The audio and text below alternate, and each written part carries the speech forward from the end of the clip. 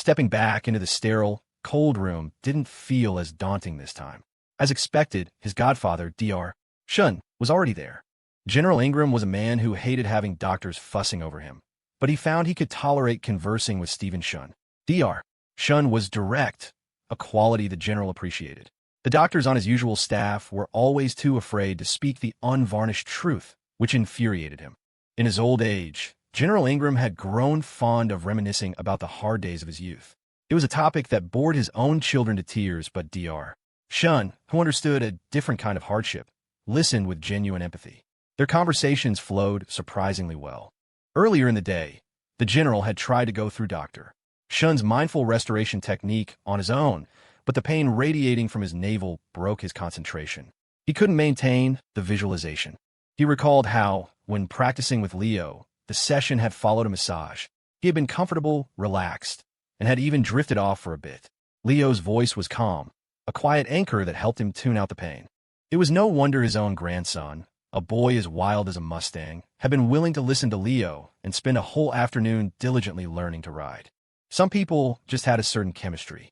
He and his wife had probably spoiled Liam rotten. Having come through an era where life and death were out of your hands, just surviving was a victory. To see the next generation thriving, how could you not shower them with affection? It had molded the boy's personality. But for all his wild, hyperactive antics, Liam's moral compass was sound.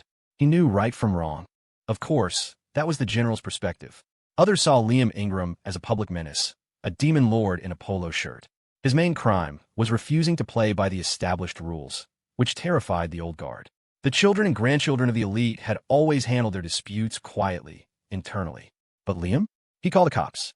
He had the entire criminal code memorized and danced right up to the edge without ever crossing it. You couldn't out-bravado him, you couldn't out-lawyer him, and you certainly couldn't out-family him. It was infuriating. Liam didn't have many friends in D.C. He was an anomaly. Yet, somehow he and Leo Foster had clicked. It helped that Leo was handsome with a solid, genuine presence. He had real skill, and Liam respected that. Liam wasn't there when Leo arrived. He had classes to attend. The billionaire heirs in romance novels, the titans of the D.C. elite, seemed to do nothing but fall in love, as if they didn't have degrees to earn, civil service exams to prep for, companies to run, or jobs to hold. Their only occupation was a messy, dramatic love life. Reality, of course, was far more demanding. The truly powerful were incredibly busy. Even Leo, who was only in D.C. for his art exhibition, had a packed schedule. He wouldn't have time for an affair, even if he wanted one. Being a public figure wasn't easy. In the age of social media, even if you couldn't find Leo in person, you could track him online. His daily TikTok updates were a public itinerary. Maybe it was the D.C. heir, but Leo's account was blowing up. He was starting to look like a future top-tier creator. Shawn had assumed the buzz from the singing and the donation story would die down, but it hadn't. People loved the horseback riding videos from the ranch outside the city. They even loved the video of him eating roast duck. It was such a generic concept. Thousands of similar videos existed, but for some reason, Leo eating duck went inexplicably viral, easily breaking 1 million likes. Shawn had no idea why. Had he accidentally cracked the TikTok algorithm's secret code? The most absurd part was a video he'd posted of Leo just getting on a horse, turning, and smiling at the camera. The wind was blowing, messing up his hair. The traditional style shirt he wore looked something like a riding habit, but not quite. The sunlight was perfect, the background vast and open. The clip was barely 30 seconds long, but the likes went insane. It had broken all their records, hitting 5 million and still climbing, showing no signs of slowing down. His follower count surged along with it. The shorter the video, the faster it spread. Someone had even screen grabbed it and turned it into a meme. Shawn didn't get it. It wasn't even Leo's most handsome moment. He looked happy, sure, but his face wasn't as flawlessly sculpted as some actors. He was just a normal guy, no makeup, no filters, but his smile felt real, genuine, and comforting. Leo, however, was too busy to notice. After greeting the general and Dr. Shawn in the cool room, he got ready to start the massage. The general had already eaten his dinner, a sparse meal. The pain killed his appetite. Anything more than a few bites made him nauseous. He'd rather eat less than suffer through the vomiting that would follow. He preferred Leo to come at night because the nights were the longest, the hardest to endure. The pain always sharpened after dark. Anyone who's had a bad flu knows the feeling. You're holding it together during the day, but at night the fever spikes and the misery sets in. If you can just make it through the night, you feel better. After the massage, Leo guided the general through the mindful restoration technique again. He entered the meditative state much more quickly this time. Secretary Ingram was also present today, watching over his father. Once the general was asleep, he quietly beckoned Leo out of the room. Dr. Shawn decided to stay and monitor him a while longer. Secretary Ingram wanted to smoke. He pulled out a cigarette, tapped it against his hand, then glanced at Leo and put it away. "Walk with me." Leo nodded. The secretary was a man in his prime, robust and full of vitality. He was the type who rarely got sick, but when he did, it would likely be something serious and incurable. He had followed along with the exercises himself and felt firsthand how difficult it was to maintain focus. This technique would be hard to popularize. Human desire is a slippery slope. At first, he just wanted his father's pain to lessen. Then he hoped his father could sleep. Now, he found himself hoping for a recovery, even though he knew it was impossible. His father had spoken to him the previous night. The general wanted no extraordinary measures to prolong his life, no ICU filled with tubes to just keep him breathing. He only wished for a peaceful, painless end. Meeting this young man, Leo, at this stage was already a blessing. They shouldn't ask for more. Dr. Shawn had already laid the groundwork for his godson, explaining that Leo was just a beginner with a long way to go. He'd brought him along for the experience, not to position him as a practicing doctor. A gifted kid still needed to learn. He worried that these two simple skills would make Leo arrogant, and he refused to let the boy get a big head. He was just introducing Leo, not planning on leaving him here. Dr. Shawn himself felt out of place in this world of power. Leo, so young, would be even more so. It wasn't a path to a real future, just a shortcut to a precarious ledge from which he would eventually fall. So Dr. Shawn had been blunt. 3 massages were the limit for immediate effect. After that, they'd need to wait. The mindfulness exercises, however, could continue. That's why, as Secretary Ingram led Leo on a walk around the courtyard, he ultimately said nothing. The old man was right. It was fate. You accept it. He'd lived a long life. It was a net gain. It was greedy to hope for more. After a long, silent walk, Leo sensed the secretary had something to say, but was holding back. He wisely didn't press the issue. If a man of his stature was conflicted, Leo's questions would only complicate things. Finally, they rounded the edge of the courtyard and approached another building. Leo heard barking. "General Ingram has a dog?" he asked, curious. The secretary nodded. "A retired military dog. He's young but was seriously injured and had to be decommissioned. He's incredibly smart, understands dozens of commands. The injury was bad, though. My father couldn't bear to see him put down, so he adopted him." He gestured toward the kennel. "Ranger's a hero. Saved 2 lives, earned a commendation. A true hero." Inside, Leo saw a large, beautiful dog with a slight limp in one of its legs. As Leo approached, the dog looked up at him. Its tail began to thump, then it bounced excitedly, letting out a series of sharp, happy barks. Leo's animal magnetism buff was active, and in that first glance, he could have sworn he understood exactly what the dog was thinking. "Let me tell you, I can get you a job. Military K-9 unit. It's a great gig. Meat at every meal, premium kibble, and the humans are easy to train. I tell them where to go, they go. The retirement benefits are fantastic, too. Just look at me. Whiff, whiff, whiff, whiff, whiff, whiff, whiff, whiff." Leo stood there, speechless. While Dr. Shawn chatted with General Ingram's personal physician, Leo spent some time playing with Ranger, the retired canine. The dog was unbelievably intelligent. You could speak to him like a person, and he'd understand every word. He was also, however, incredibly proud. He seemed to think humans were hopelessly stupid because he could understand them, but they so often failed to understand him. Life as a medical retiree was also a bit boring. He'd recovered from his injuries, but without the intense physical regimen of active duty, he missed the old days. He missed the thrill of the work, the way humans would stare at him in awe, sneaking pictures. He was always very particular about his grooming before mission. Now here was this new kid who smelled, right? Ranger was thrilled. He generously decided to teach Leo a few skills. Even if he couldn't become a military dog, these tricks could earn him some good treats. Things like executing commands, charge, jump, retreat, scent work. Leo had found himself a teacher with a government pension. Secretary Ingram watched as Ranger affectionately roughhoused with Leo. Ranger was a Rottweiler, large, muscular, and intimidating, though he had a gentle face. Leo always seemed so composed, but seeing him play with the dog The secretary was reminded that this young man was the same age as his own wayward son. They were still just kids. Only someone with a pure heart could connect with an animal so effortlessly. Ranger was extremely sensitive to people's scents and was usually aloof, rarely giving anyone the time of day. Ranger's inner monologue: "It's not that. I just have an image to maintain. I'm a federal employee. You can't expect me to associate with just any civilian mutt, can you? Can we be seen together, rolling in the same dirt, peeing on the same hydrants? It will be a blow to my prestige." Leo and Ranger played in the yard for nearly an hour. Leo was having a blast. His usual morning run was a bit short. An hour of this was the perfect supplement. After an hour, General Ingram woke up. He had slept longer than the previous night. It was a good sign. To get this much uninterrupted, painless sleep was a rare gift. Waking up was different from coming out of a stupor. His whole demeanor was brighter. Leo and his godfather said their goodbyes. There was no need for the secretary to see them out today. A driver and security were provided.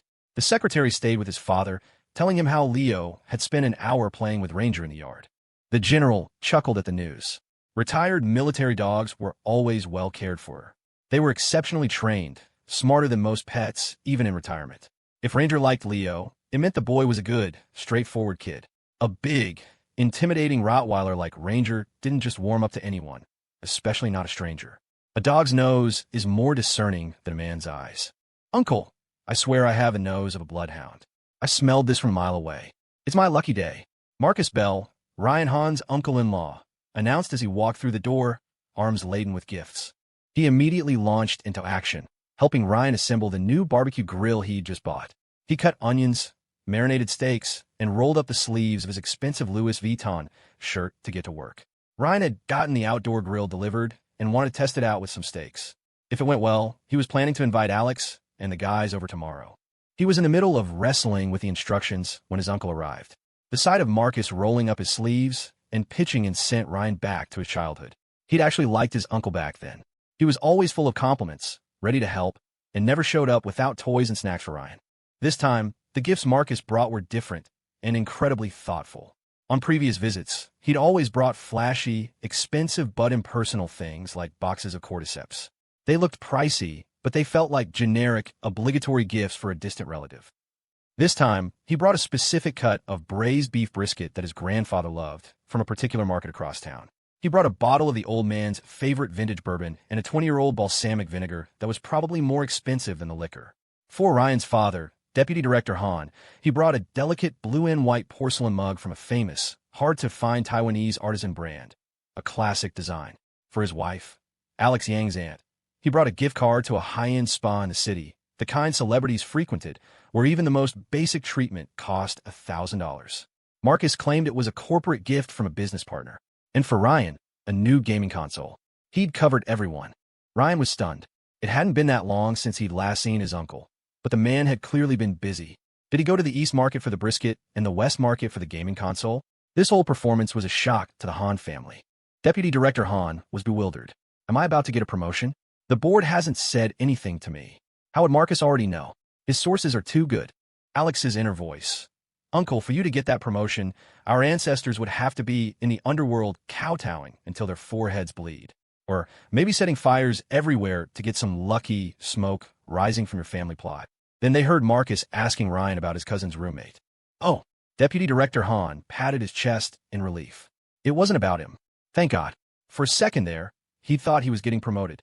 His current position was perfect. Decent pay, not much work, close to home, and as a deputy, he had none of the responsibility of the top job, but enjoyed most of the perks. Produce D. C. Bureaucrats usually got a grade step increase upon retirement, boosting their pension. He was set. He could bike to the office every day without a care in the world. Marcus was a man who could bend and bow. He was an opportunist, but he had his limits. He never burned bridges completely. Even if he showed up unannounced, you couldn't just kick him out, especially when he came bearing such thoughtful gifts. And he had gotten Ryan his job and still visited the old man once a year. For a normal person, keeping up appearances was enough. You couldn't expect everyone to be a paragon of virtue, unmoved by poverty or wealth. Marcus was now diligently helping Ryan assemble the grill. Ryan was starting to feel awkward. By day you're CEO, by night you're my assistant. I don't deserve this. Marcus knew Ryan was a bit simple. If you tried to be subtle with him, it went right over his head. He was already a little dense, and then he'd gone and studied abroad, adopting that straightforward Western communication style. There was no point in being indirect. So Marcus was blunt. This roommate of your cousin's, this Leo, what's his family background? What is he like? I want to get him something. What should I get? Hearing it wasn't about him, Deputy Director Hahn excused himself. It made no difference whether he was there or not. Alex's aunt, however, stayed. Her curiosity piqued. She also wanted to know what was so special about her nephew's roommate that it would make the once arrogant Marcus bell grovel like this. The last time she saw him, he was so full of himself he was about to float away. Old Mr. Hahn watched his son happily retreat, popped 2 blood pressure pills, and stayed as well. Ryan scratched his head. The gaming console was a truly inspired gift. I don't know, man. Leo's just awesome. He posts a random TikTok. It gets millions of likes. That guy Connor Brighton seems to really want to get on his good side. He arranged for Leo to go riding at that fancy ranch. And then Liam Ingram, the little tyrant, he was super polite to Leo, too. Even went to the ranch just to meet him. I guess Leo's family must be a big deal. But he's a really nice guy, not arrogant at all. He and my cousin Alex are super close. I was actually going to invite them all over for a barbecue tomorrow afternoon. Leo got back to the hotel. The guys hadn't gone out drinking tonight. They were already asleep. He felt relaxed after playing with Ranger for an hour. He took a quick shower and got ready for bed. As he was showering, he noticed there had been no system notification about Ranger's affinity. So, well, he's a government dog with a girlfriend, but he did get other rewards. Host has earnestly accompanied military K-9 Ranger. Companionship is the most sincere form of affection. Reward. Buff. K-9 olfaction permanent. With this buff, the host will be able to detect scents beyond the normal human range. Host has earnestly completed the massage task. Received. Sincere gratitude +1 from a diamond tier target user. Host has earnestly completed the task of teaching the mindful restoration technique. Received. Sincere gratitude +1 from a diamond tier target user. Reward. Lifespan increased by 2 years. Leo checked his stats panel. He was 1 step closer to a full retirement. Lifespan, 21/64. 1/110. Current age/projected death/max lifespan. Perhaps lifespan was the general's current obsession, so his sincere gratitude manifested as a wish for Leo's own longevity. The thought was a bit sobering. He slept soundly that night, out like a light. The next morning, Leo woke up for his scheduled run with Stella. Even when they couldn't see each other, just being on the phone, hearing the other person's voice, the rustle of their movements, was deeply comforting. After the call, he skipped breakfast to the hotel. He was going to see Dr. Croft. She was checking out of her hotel today and moving into a hospital for a period of rest and observation. Leo had messaged her, and she'd said she was craving a good bagel. So, Leo decided to pick some up and have breakfast with her at the hospital. He looked up the hospital address she'd given him and found a famous old-school deli in a little alley across the street. He got there early and bought a couple of everything bagels with lox and cream cheese, a sesame bagel, and a large coffee. The hospital room was impressive. It was in the international wing, a separate floor with private rooms that felt more like a 3- or 4-star hotel. There were 2 beds, a leather sofa, a couple of movable tables, a TV, and a large window with potted plants and 2 oil paintings hanging on the wall. The air quality was good, controlled by a central HVAC system. Dr. Croft was mostly satisfied, except for the paintings. She hated them. She was already up when Leo arrived. Anyone who's been hospitalized knows you don't get to sleep in. Nurses come by at 5 or 6 for vitals, and doctors do their round by 9. The room had to be spotless. Dr. Croft was admitted to the endocrinology department, where an inpatient stay mostly meant tests and rest. The room cost $3,000 a night, not covered by insurance, though the medical expenses were. Even at that price, you had to book it in advance. You couldn't just walk in and get a room. Leo thought she looked pretty good, all things considered. They sat and ate their breakfast together.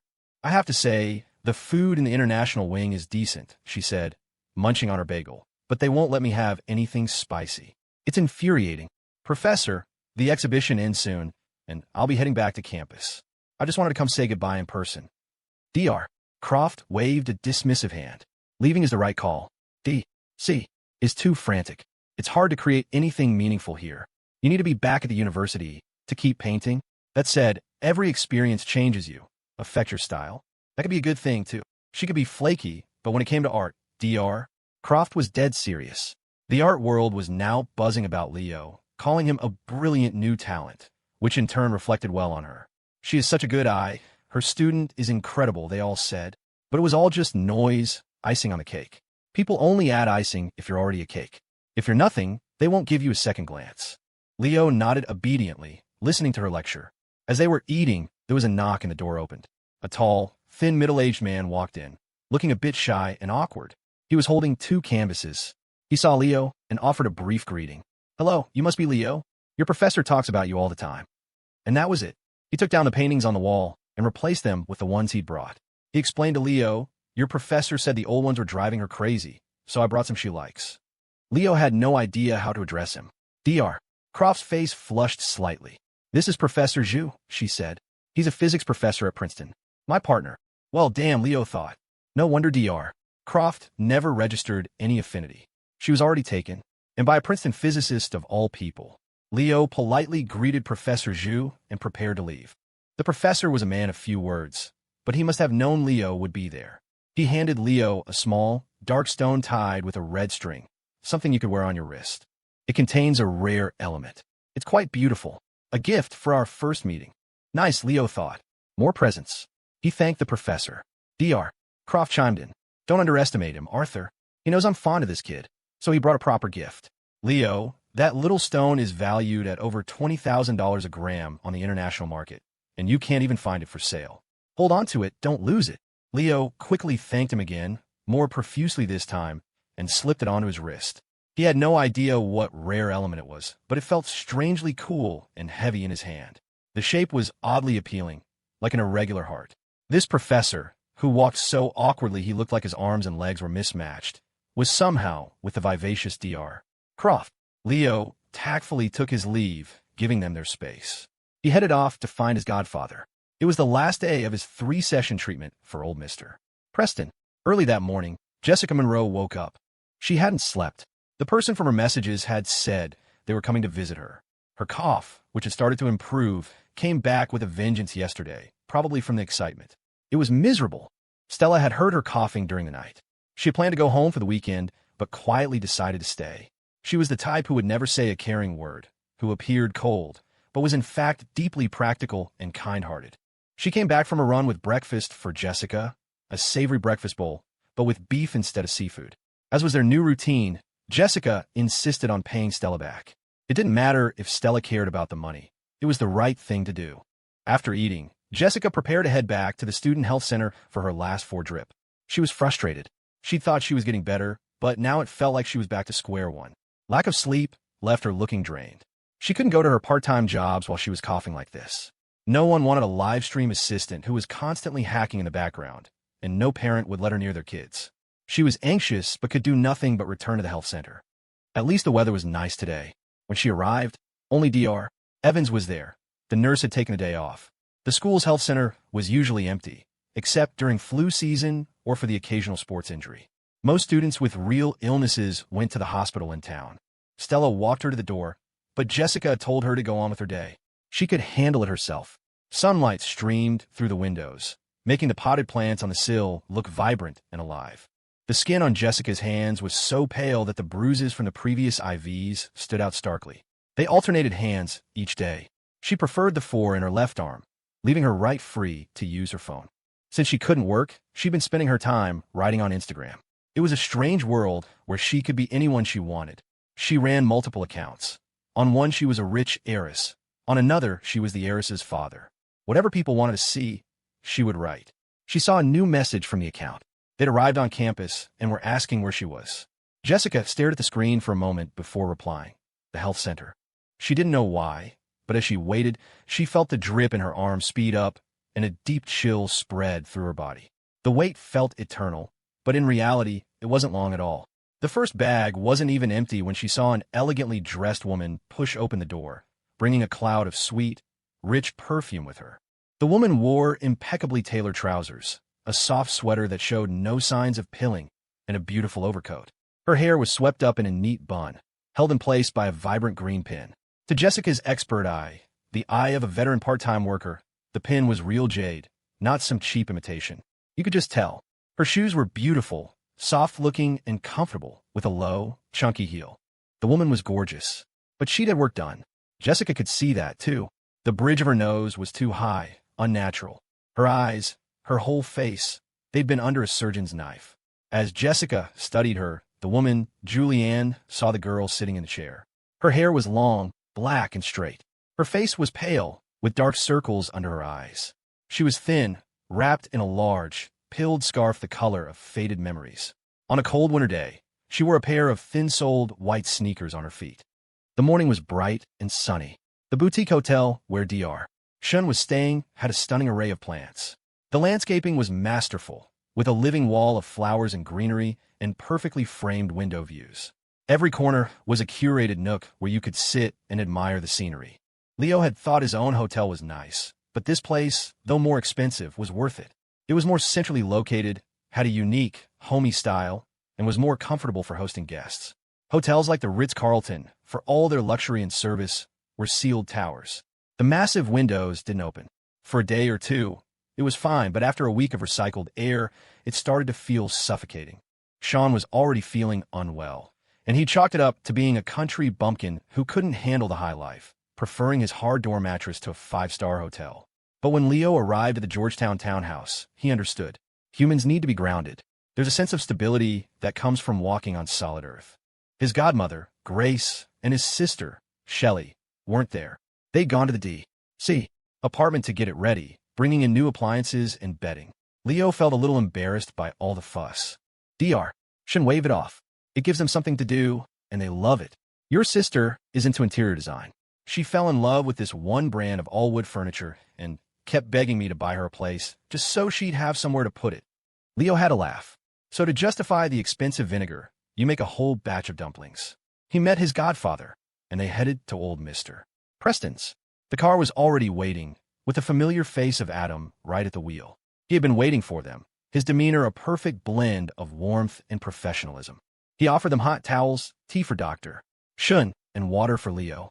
Throughout the drive, he answered any question they had with candid precision, making them feel completely at ease. Since this was his last visit, Leo let his curiosity get the better of him. Adam, I notice we take a different route every time. Is there some kind of secret formation or something? Adam smiled. Mr. Foster was still young, clearly a fan of web novels. No formations, just slightly different routes and a few tricks of misdirection. Standard security procedure. Leo still didn't quite get it, but it sounded impressive. 3 trips, and he still couldn't figure out where they were coming from or going. The GPS signal was always fuzzy. No wonder the heroines in romance novels always walked home with bleeding feet after the male lead abandoned them in his mansion to chase after his one true love / stand-in girlfriend / quirky assistant / hardworking college student from the bar. It wasn't that they didn't know how to use Uber. You genuinely couldn't get a signal out here. On the way, Leo was offered a bottle of mineral water that tasted amazing. It was a niche brand, 5100 glacier water, and it had a distinct, sweet taste, like the bottled water he remembered from his childhood. For someone with a sensitive palate, the difference between waters was stark. At Mr. Preston's, they used water from a specific spring in Bama, a brand that had suddenly become ubiquitous, even at Costco. It was good, but the water Adam provided today was even better. With his palate buff, the distinctions were crystal clear. This would make brewing tea even more precise, even more perfect. The third visit was much more relaxed. The first time is awkward, the second is familiar, and the third time, you're practically family. When they arrived, Mr. Preston's complexion was noticeably better. He was almost ready with health. He was strolling in the courtyard, soaking up the sun. It was good for old bones, a natural source of vitamin D. But it had to be direct sunlight. Through a window didn't count. The courtyard had flowers, but none of the big, pollen-heavy varieties that could irritate the respiratory systems of the elderly and children. When he saw Dr. Shawn and Leo arrive, he felt a slight pang of regret thinking about the tea they'd walked away with yesterday. Some things even he didn't have much of. Nature isn't a factory. You can't mass-produce vintage. After 2 sessions, Mr. Preston had slept even better last night. He'd been bragging about it in his 7-person group chat. The things they competed over now were bizarrely specific. Waking up only 6 times a night to pee was better than 7. Being able to aim straight without hitting your shoes was a major victory. Having only diabetes and a fatty liver was a win over someone with diabetes, rheumatism, cirrhosis, kidney stones, and an ulcer. The chat group, with an average age of about 72, had the maturity of a kindergarten class. If a foreign agent ever managed to hack into it looking for state secrets, they'd think they were in the wrong place. Were they discussing how to sleep 4 hours without getting up? Is there a link between blood pressure meds and stomach aches? Is yellow pea worse than red pea? A better name for the group would be the D.C. Elite Geriatric Support Group. Leo didn't have to worry about the small talk. His godfather handled it. He went straight to the massage. This was the third and final session. Mr. Preston felt as if his body had been completely disassembled, cleaned, and put back together, every screw and bolt tightened. It was a feeling of total renewal. Afterward, it was time for tea. Since they were low on yesterday's special blend, they switched to a common dragon's robe tea. This oolong had a heavy roast. In the market, teas of lower quality were often heavily roasted to mask bitterness and astringency. Truly high-quality teas were usually lightly or medium roasted. But Dragon's Robe was an exception. Its inherent character, its she, was so powerful that a full roast brought out its maximum aroma and flavor, resulting in a smooth, mellow, sweet taste. It was like the Pappy Van Winkle of pu'er tea, bold, complex, and unforgettable. And because it was so expensive, the market was flooded with fakes. You could find it for $20 a pound or $200,000. But the tea served at Mr. Preston's was undoubtedly authentic. Still, it wasn't from the same batch as the one Leo had won his award with. Leo could tell just by looking at the leaves. The quality was a whole level higher. No wonder everyone said the endgame was a government career. Even the rice and oil issued by the state tasted better than what you could buy outside. This Dragon's Robe was a cut above his prize-winning batch. The market for these rock teas had gotten ridiculous, with a literal river dividing the prized true rock teas from the rest. The area inside the river bend was huge, full of mountains and villages, but the original mother bushes grew on one specific cliff face. Leo knew it was different the moment he smelled the dry leaves. He took a picture to send to Joy Run and Dr. Sterling later. He asked for a different type of water. The best way to brew a tea was with water from its source. For Dragon's Robe, water from the Wui Mountains was ideal. Another day, another cup of priceless tea. He was practically giddy as he prepared it, eager to taste it himself. A small part of him worried he was ruining his palate for anything lesser. But as the saying goes, if you start with the sweet, at least you get to taste the sweet. He'd worry about it later. The boiling water slowly saturated the dark, twisted leaves, and the aroma filled the air. He took a deep breath and felt a cool, cleansing sensation in his lungs. The brewed tea was reddish, with a luminous clarity. The first sip was rich, smooth, and robust, followed by a wave of sweetness that filled his throat. Even his breath was fragrant with tea. This was good tea. The highly articulate university student, Leo Foster, concluded that this tea was worth at least 10 holy shits. Drinking truly great tea sent a shiver down his spine. Looking at the person in front of her, Jessica Monroe felt a shiver run down her spine. It was as if her blood had turned to ice. She saw the elegant woman walk quickly toward her, her eyes reddening before she even spoke. Those eyes. Jessica vaguely remembered them. When she was a little girl, her mother had taken her to the market to buy a hair clip. Then she'd said she needed to use the restroom and told Jessica to wait by the shop. Their house was nearby, so she happily clipped the new flower into her hair and stood in the sun, waiting. Her mother had said she was just going to the restroom, but she kept looking back again and again. Jessica had smiled and promised not to run off, to wait right there. She never saw her mother again. She was terrified, and she hated herself for wanting that stupid hair clip. She worried something had happened to her mother. But later, her father, in his drunken rages, would curse her out, and others would mock her, saying her mother had run off with another man, abandoning her. For years, she didn't know how she survived. She often thought back to that day, to her mother's backward glances. She felt her mother had been hesitant, reluctant, but had walked away all the same. She told herself that her own life was hard, so maybe it was for the best that her mother left, that maybe she'd found a better life. The woman before her had a different face, even different eyes, wider with double eyelids, but the expression in them. Jessica remembered. She remembered that morning, wearing her new hair clip, happily waving goodbye, promising to be good and wait. She remembered her mother's eyes. Jessica's lips trembled. "Mom, are you back? I've waited so long." She had waited 16 years. She was 6 when her mother left. She was 22 now. 16 years. Julianne's own tears began to fall. Of course, she loved her child. The girl looked so much like her when she was young, the same stubbornness in her eyes. But she had been too afraid to come back, too afraid to face her past, to touch those awful memories. The guilt had been so immense for so long that it had gone numb. It was like a debt so massive you simply give up on ever repaying it. You couldn't make up for the lost time. The person she had wronged most in her life was standing right in front of her. She had a new, happy family now, another child, a product of love. She didn't want that life disturbed. Small favors are repaid, but great debts are ignored. Small mistakes can be apologized for, but for great wrongs, you destroy the evidence. In that moment, Julianne was overwhelmed with emotion. She stepped forward, but hesitated to embrace her daughter. The girl was so thin, so fragile, so defiant. When Julianne had seen her resume yesterday, the pain had been sharp and real. She had never imagined her daughter's life would be like this. She'd assumed that since she was in college, she must be doing okay. "I'm sorry. I'm so late. I'm so sorry," Julianne whispered, finally pulling her daughter into a hug. The body she held was frail, light, and unhealthy. Jessica burst into tears, a raw, wailing sound. "Why did it take you so long? Why?" She had always believed her mother was dead, that she had left this world, and that's why she never came back. She thought her father was her only family. No matter how awful he was, she endured it, because he was all she had. She never knew her mother was alive. Not just alive, but living well, better, it seemed, than most of the wealthy people she worked for. But why? Why are you only coming back now? Why didn't you come to see me all these years? Jessica's emotions were so turbulent that she jerked her arm, dislodging the foreneedle. Dr. Evans heard the commotion and came over, gently guiding her back into the chair to reinsert it. He told her she was still sick and needed to avoid emotional extremes. He'd overheard most of the drama. This rich-looking woman was the student's mother, and this same student was suffering from long-term malnutrition and exhaustion, her medical bills covered by the university's student aid fund. The injustice of it all. Julianne asked the doctor what was wrong with her daughter. When she heard it was just a bad cold, she relaxed. She met the doctor's accusing stare about the malnutrition and exhaustion with a calm, practiced poise. She was a woman who had seen the world.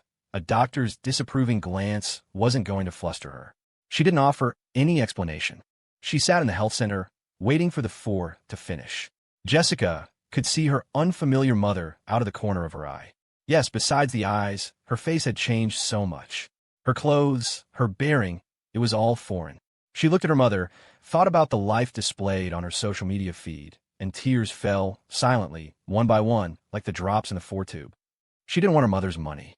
She just wanted to have known that she was alive. To not have been so alone, thinking her father was the only family she had left in the world. If she had known her mother was alive, maybe she wouldn't be like this. All those years of frantic work, paying off her father's endless debts. She shouldered it all because she thought she had no one else. If she had known, maybe she could have lived like a normal kid from a divorced family. Maybe she could have had a normal life, instead of one where she felt so worthless she didn't dare confess her feelings for someone she liked, her self-esteem crushed into dust. She looked at the woman before her.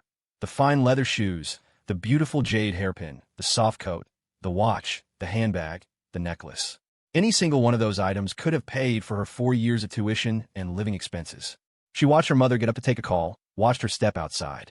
For a terrifying second, she almost pulled the needle out again, afraid her mother would vanish once more. But she saw her silhouette through the glass door, still there, on the phone. She settled back down. When Julianne came back inside, she looked at Jessica and asked, "You're not well. Can I take you to a private clinic to get you properly cared for? What are your plans for the future? I live in Singapore now. I can arrange for you to study there. Tuition, living expenses, you won't have to worry about any of that anymore. I'll take care of you." Jessica looked up at her mother. She clutched her pilled scarf, her feet cold in the cheap, $10 sneakers she'd worn since spring. Tears welled up again. Her English was excellent. Even if she didn't always get the top grade, her listening comprehension was near perfect. She had heard her mother on the phone. The first word was, "Sweetheart, do you miss Mommy?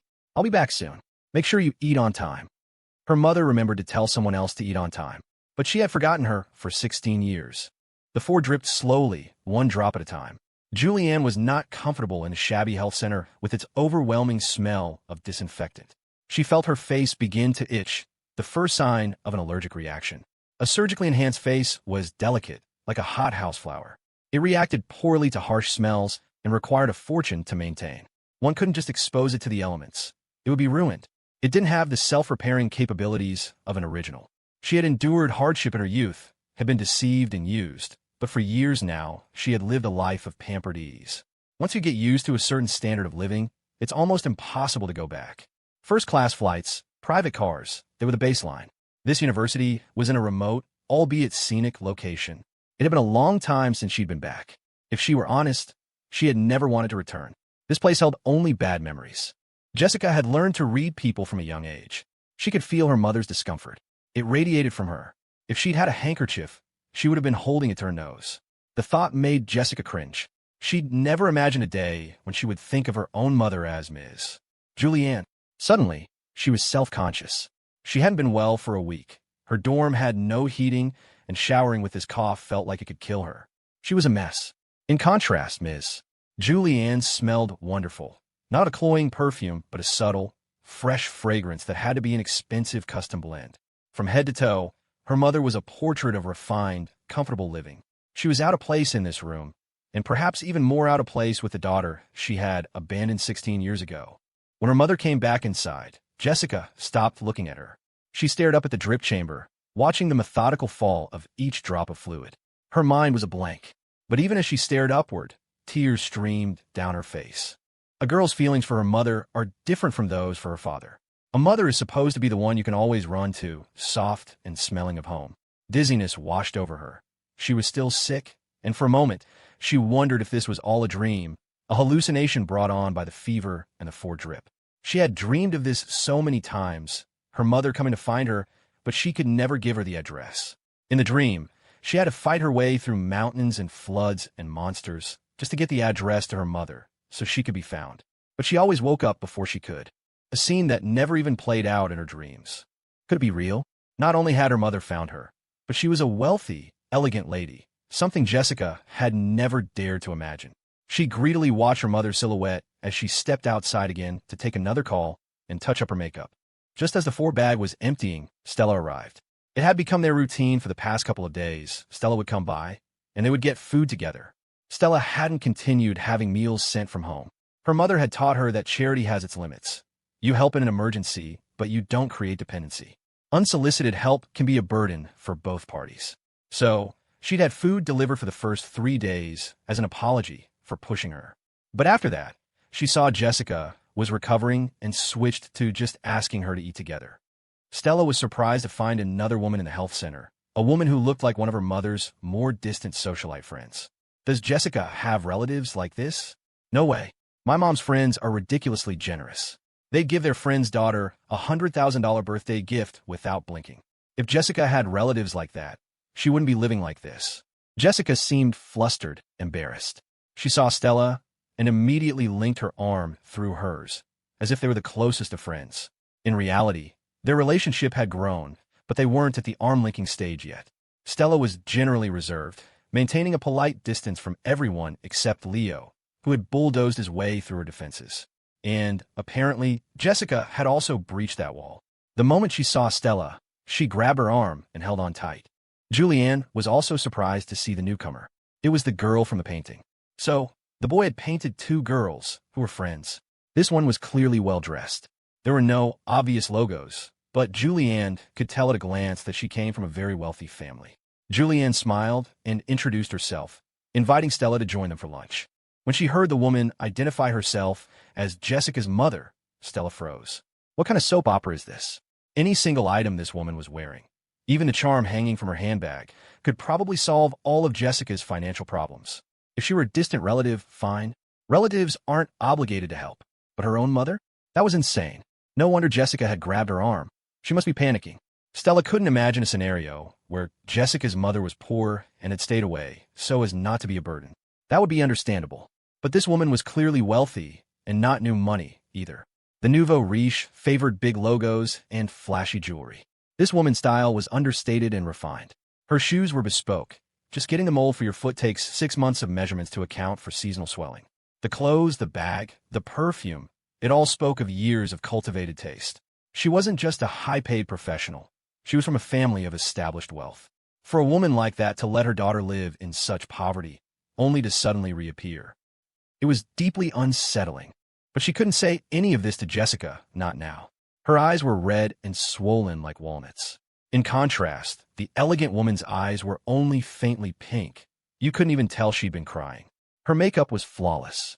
Before Stella could respond, Jessica, clutching Stella's arm, spoke first. No, thank you, Mom. I already have plans to eat with my friend. I can see you're busy with all your calls. Thank you for coming back to see me. I'm doing fine. I don't need anything. Seeing that you're doing well is all I need. You don't have to worry about me anymore. And I'm not planning to study abroad.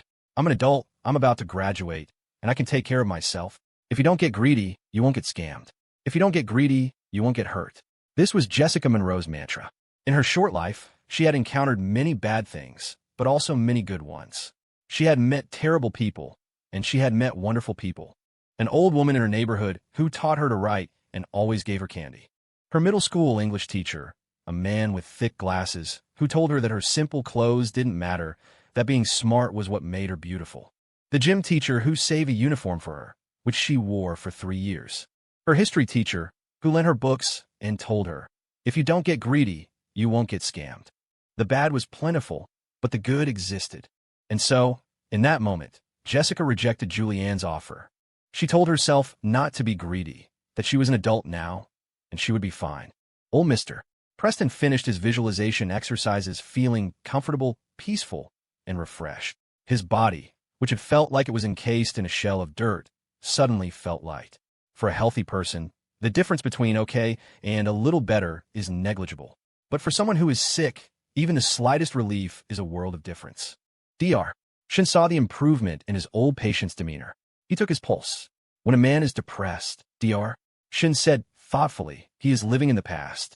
When he is anxious, he is living in the future. Only when he is at peace is he living in the present. Mr. Preston, you're in a good state. I originally said I'd come back for a follow-up in 5 years. If you keep this up, in 10 years, my apprentice can come see you on his own. It was a bold statement. He was not only predicting that Mr. Preston would live another 10 years, but also that Leo would be a renowned doctor by then, capable of making his own diagnoses. He had complimented them both. Mr. Preston laughed heartily. Stephen, they all say you're too blunt, but I'm just now realizing you're the most eloquent of them all. A 10-year promise, then. I'll be waiting. I can do without seeing your old face every year, but I wouldn't mind seeing young Leo more often. He's handsome, full of life. Just looking at him makes you feel like life is good. Leo stood by, smiling politely, feeling a bit awkward watching the two old men banter like characters in an old sitcom. Since he wouldn't be coming back tomorrow, he spoke up. Mr. Preston, 3 massage sessions are enough to achieve the desired effect for now. Any more in the short term won't provide additional benefit. Just maintain your routine and keep your emotions stable. If you start to feel unwell again, you can call me. As for my godfather's mindfulness exercises, it seems you have an easier time when I guide you, probably because you're used to my voice. I post on TikTok and I have some singing videos up. Maybe you could try playing one of my songs as background music and see if that helps. If not, I can record a guided instructional video for you when I get back to school. The old man liked the idea of using music. That other old ox, General Ingram, might not, but he would. That would be very kind of you, Leo. Please do record one for us old fellows when you get back to campus. It would be very convenient. Of course, he had no intention of letting Leo do it for free. And Dr. Shawn, a man of his talent, shouldn't be left idle. He had these incredible techniques and hadn't bothered to share them. The man was a vault of knowledge, but you had to pry it out of him. Then Mr. Preston turned to Leo. You're heading back to school soon. Are you facing any difficulties? Anything you need, I can take care of it. In that moment, Mr. Preston was like the river spirit from a fable, offering a golden axe, a silver axe, and a plain iron axe, asking which one was his. And when Leo said none of them, the spirit would declare him an honest boy and give him all 3. Most people would offer to try to help. Mr. Preston offered to solve it. The sheer power in that statement was staggering. Leo racked his brain, but his problems were too small for this level of intervention. It was like using a tactical nuke to kill a mosquito. A total waste. He shook his head. My professors and classmates at school are great, and my family is doing well. I don't have any difficulties. But if I had to ask for something, Mr. Preston, could I trouble you for a couple more servings of the tea we had today? My professor and a friend of mine would love to taste this dragon's robe. Leo had sent pictures of a dragon's robe and the Olympus gold to his small group chat with Dr. Sterling and Joy Wren. Dr. Sterling had responded with a rolling on the floor emoji. Joy sent a shocked anime face meme. Where on earth was their junior getting tea like this? Dr. Sterling begged him to bring back a single serving of each, offering to trade a full set of Ming Dynasty porcelain teaware for it. Joy was just as emphatic, promising to supply Leo with all his daily drinking tea for life if he could just have a taste of either one. He'd successfully flexed on them. He had plenty of the Olympus gold, a whole half-pound. But this dragon's robe was different. The batch he'd won was small enough, the one at Mr. Preston's was in another league entirely. He used to think good tea was just a little tastier for 100 times the price. Now he understood. The difference between second, third, and fourth place might be small, but the gap between first and second could be wider than the gap between second and 10th combined. Today's dragon's robe sent a jolt straight to his brain. If he weren't in Mr. Preston's presence, he would have done a little dance. In Alex speak, it made him want to get into a good-natured brawl with his roommates. In non-Alex speak, it made him want to find Stella and head to the garage, the gazebo, the mountaintop, the hotel. The clarity it gave him was incredible. It felt like his mind had been scrubbed clean, like he'd actually gotten a little smarter. Mr. Preston just stared at him. You've been corrupted by your godfather. I, a man of my standing, offer to solve any problem you have, and you ask me for my tea. Can't you pick something else? I don't have much of this left. Perhaps giving away the dragon's robe really pained him. Yesterday, he'd generously given them a full pound, half for each. Today, he gave Leo a small bag, maybe 2 ounces, and Dr. She didn't get any. His godfather just smiled, unbothered. He knew that when a man like Mr. Preston withholds a small gift, it's not a slight. He never leaves a debt unpaid. The favor would be returned elsewhere. And giving it to Leo was a good thing. A student had no use for power, money, or fame right now. It was better to stay humble. This was why Dr. Shawn was so fond of the boy. He was clear-headed and not greedy. As long as he stayed that way, his future would surely surpass his own. Thinking he wouldn't have to come back tomorrow, Leo happily waved goodbye to Mr. Preston, as cheerful as a student leaving school after a final exam. Mr. Preston watched him go, speechless. They didn't stay for lunch with Mr. Preston. Now that he was feeling better, he had visitors. A man of his stature was never truly idle, even in retirement. Besides, he wasn't fully retired. If Dr. Shawn hadn't been his former physician, a man of his rank would never have gotten close to Mr. Preston, let alone brought Leo along. It was a twist of fate that had landed Leo a 3-day assignment with one of the most powerful men in the country. Opportunity favors the prepared. With Mr. Preston's implicit endorsement, Leo had also gained access to General Ingram. The affairs of such high-level figures were usually kept secret, but a living person coming and going for 3 days was impossible to hide completely. Besides, Mr. Preston probably didn't care to hide it. When you're healthy, you have nothing to hide. It's when you're failing that you retreat into the shadows. Leo and Dr. Shawn might have just been 2 small butterflies flapping their wings in this complex ecosystem, but their small actions could trigger a cascade of events, leading to a hurricane on the other side of the world. Adam Wright graciously saw them to the car. He had added Leo on his messaging app yesterday, telling him to reach out anytime. That Mr. Preston was very fond of him, and he shouldn't be a stranger. Leo had replied, "Okay, thanks, Adam." Adam's warmth felt genuine, but Leo's system registered no affinity report. Perhaps it was a given that men in government at his level were married. There was an unwritten rule that officials with no family ties, no spouse or children to anchor them, couldn't be trusted with high office. A bachelor could never reach that level. But Leo, his intelligence slightly boosted, had learned to trust his gut. Adam was kind to him primarily out of professional duty. He knew his boss valued Leo, so he treated Leo with the utmost respect, making him feel comfortable. From another perspective, Adam was so far above him in every way that he could afford to be magnanimous. The lesson was clear: don't get arrogant in D.C. You could be humbled at any moment. In the car, Leo received his morning's rewards. Performing a 3-in-1 task, massage, tea ceremony, and mindfulness instruction for a diamond tier target had earned him 3 sincere gratitude points. This time, he received a lifespan bonus from Mr. Preston. Lifespan, 21/67. 1/110. Current age/projected death/max lifespan. Finally, he was projected to live past retirement age. That was a relief. But he wondered, if he kept hanging around these powerful old men, would he become immortal? Unlikely. The system was probably linked to a Temu database. Once he hit 100, it would just start adding decimal points. For lunch, he went with his godfather to the apartment near the Georgetown campus. Leo hadn't even seen a picture of it. All he knew was that Dr. Shawn had bought it years ago, before the city imposed strict purchasing restrictions. Since his godfather had said he bought it many years ago, Leo had pictured a run-down, old apartment. He was wrong. The neighborhood was beautiful, with wide streets and massive, ancient trees. It was just a short walk from the university. The building itself was a handsome, red brick mid-rise with elevators, with only 2 apartments per floor. The real estate agent said it won some kind of Vanderbilt prize for design. When we bought it, Dr. Shawn said, I didn't know what that was. I just saw that it was big, had a lot of bonus space, and the price was right. It was only later I realized being in a university school district doesn't really help you get in. Leo chuckled. If buying property next to Georgetown got you admission, the price would have a few more zeros. The building had a historic, elegant feel. They went up to the 12th floor, the top floor. It was a penthouse that came with a half-floor loft space above it. Shelley and his godmother, Grace, were already there. The elevator and hallway were clean, but dated. But when the door opened, Leo was stunned.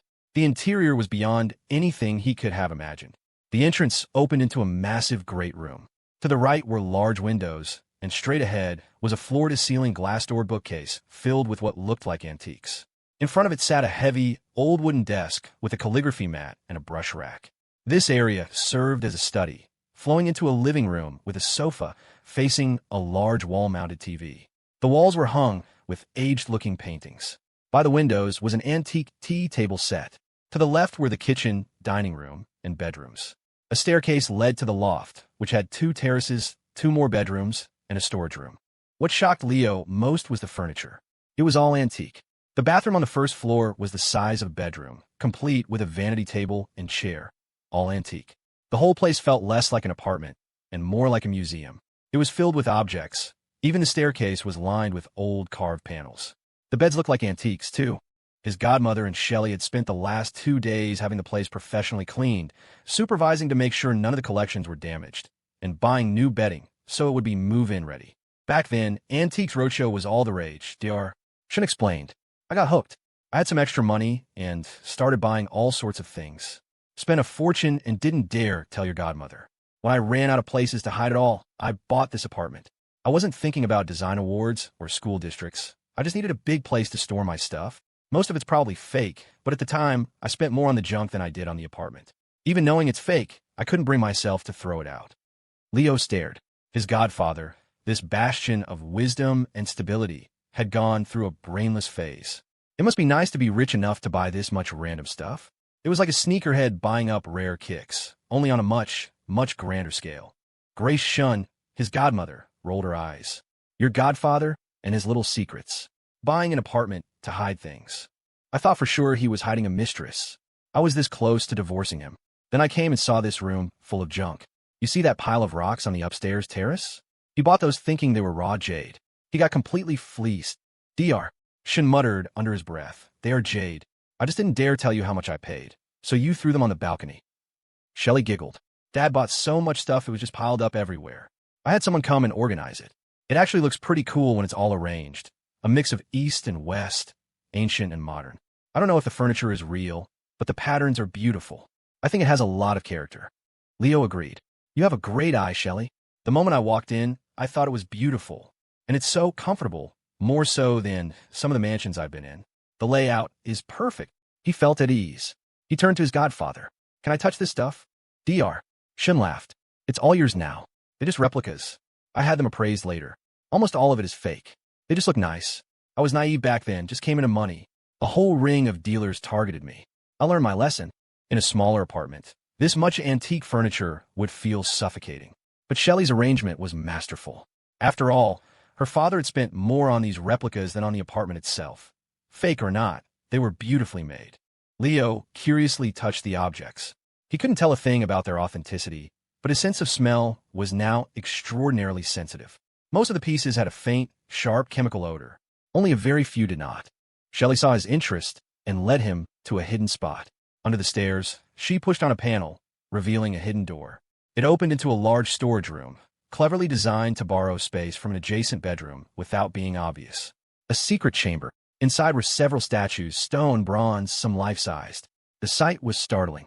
The art market was a mess back then, Dr. Shawn said, following them in. A lot of artifacts were being smuggled overseas. I thought I could do my part to save some of our national heritage. I bought a few pieces. This one, they said, was from the northern and southern dynasties. This one is a Tang dynasty, Sakyamuni Buddha. This bronze one is supposedly a Yuan dynasty Vairocana. I was buying based on books I'd read. Turns out, the books were fakes too, published specifically to fool buyers like me. Under the light, the statues were undeniably beautiful, their expressions vivid, their eyes gentle. They looked real. But could a private citizen even buy something like this? Dr. Shawn said some were from auctions, so maybe this was his secret history of folly. Leo found it fascinating. He'd always seen his godfather as so steady and reliable. He carefully examined each statue, leaning in close to smell them. Dr. Shawn, trying to salvage some dignity, added, even if they're not real, I think they're beautiful. To create a fake this convincing is an art in itself. Leo nodded, still carefully sniffing, trying to discern the subtle differences. It's important to have hobbies, his godfather continued, launching into a lecture. You need leisure time. If your days are packed from morning to night, you're just a cog in the machine. Why do cultural renaissances always happen during periods of economic prosperity? Because that's when people have the time to think, to create, instead of just struggling to survive. Economic growth allows people to rest, to reflect, to create value, and pursue their dreams. That's what drives society forward. Leo listened intently. It was a very high-minded justification for getting scammed out of fortune, but made sense. If you're just trying to make ends meet, you fall into a repetitive, mechanical existence. To create real value, you have to stop, think, enjoy, and innovate. He made a mental note to discuss this with Alex. Dr. Shawn, with both his children captive, couldn't help but impart more life lessons. Like most parents who've made mistakes, he wanted to save his kids from the same pitfalls. It rarely worked, of course. Kids had to learn for themselves. But maybe, just maybe, if he said enough, they might remember his words one day when they found themselves in a similar situation. Shelley was used to her dad's pontificating and let him talk. Leo nodded along, all while continuing his olfactory investigation of the antiques. There were 8 statues in the secret room. Once Grace was out of earshot, Leo whispered to his godfather, "How much did you spend on just these statues?" Shelley leaned in, curious. "Come on, Dad. I won't tell. It was so long ago." Dr. Shawn hemmed and hawed. "Well, bronze is very expensive. And look, this one has turquoise inlay. And to have color after all these thousands of years is very rare. "Dad," Shelley interrupted. "How much?" 10 million, he mumbled. Leo's jaw dropped. "M.O.M." Shelley shouted. "You promised you wouldn't tell her." Dr. Shawn panicked. Grace came to the door. "What is it?" "Mom," Shelley said smoothly. "Can we get that spicy tripe stew for dinner later?" Dr. Shawn let out a breath. "Sure," Grace said. "Let me just finish up here." Once she was gone, Shelley turned back to her father. "Dad, that price doesn't even make sense. If they were real, you couldn't buy them for 10 million. A Wei-Jin dynasty Buddha would cost hundreds of millions." Dr. Shawn fell silent. She didn't really think he had an infinite supply of money, did she? He'd been nearly wiped out before he finally got smart. Back then, the entire apartment didn't even cost that much. Leo was in awe. His godfather had really lived. 10 million on a pile of fakes. You had to be rich to have a mindset that good. But his godmother hadn't left. She'd been dusting a cabinet right outside the door. Hearing the conversation, she marched in, grabbed her husband by the ear, and dragged him off to clean the rest of the house as punishment. Leo couldn't just stand there. He found a cloth and began carefully wiping down the statues. As he did, he noticed that 2 of them smelled different from the others. The rest had that faint chemical tang, but 2 were scentless. One was a stone statue with a piece missing from the back of its head. The other was the bronze one. He took pictures of them. Then he went around the rest of the apartment, touching and sniffing everything. A kid in a candy store. He discovered that the vanity and chair in the bathroom were made of fragrant wood. The large wardrobe in the upstairs bedroom had the same scent, though it was faint beneath the lacquer. The shoe cabinet by the door, too. He felt like a bloodhound, sniffing out treasures. 2 cabinets, a desk set, and 2 statues. A large vase in the corner. A blue and white porcelain fishbowl on the terrace. The inkstone on the desk. All of these smelled clean.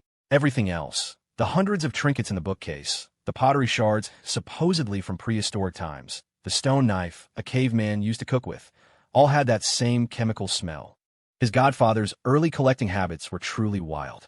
Leo made a list of the items he'd singled out, taking a picture of each one. He found his godfather. "Dad," he said, using the affectionate term, "I think some of these might have a different origin from the others. Maybe you should have someone take another look." Hearing her daughter's words, the elegantly dressed Julianne, already irritated by the cloying smell of disinfectant, almost laughed. She had traveled thousands of miles to see her daughter, and her daughter was ditching her to have lunch with a friend. Julianne was used to getting her way. She had left the country in disgrace, but returned in glory, and it had given her an air of superiority she wore like a second skin. Even now, meeting her own flesh and blood, her posture was one of condescension. When Julianne sat down, she first took out a wet wipe to clean the chair, then another for the armrests. Even then, she only perched on the edge, her back held stiffly away from the seat back. Jessica, on the other hand, had slept in attics with cockroaches and sat on dirty curbsides when her feet ached from handing out flyers. When survival is your priority, you don't have the luxury of being picky. You don't refuse to lift a bag of cement because it's not pretty. You just put your head down, grit your teeth, and carry the weight until the work is done. She found herself in the university cafeteria with her mother.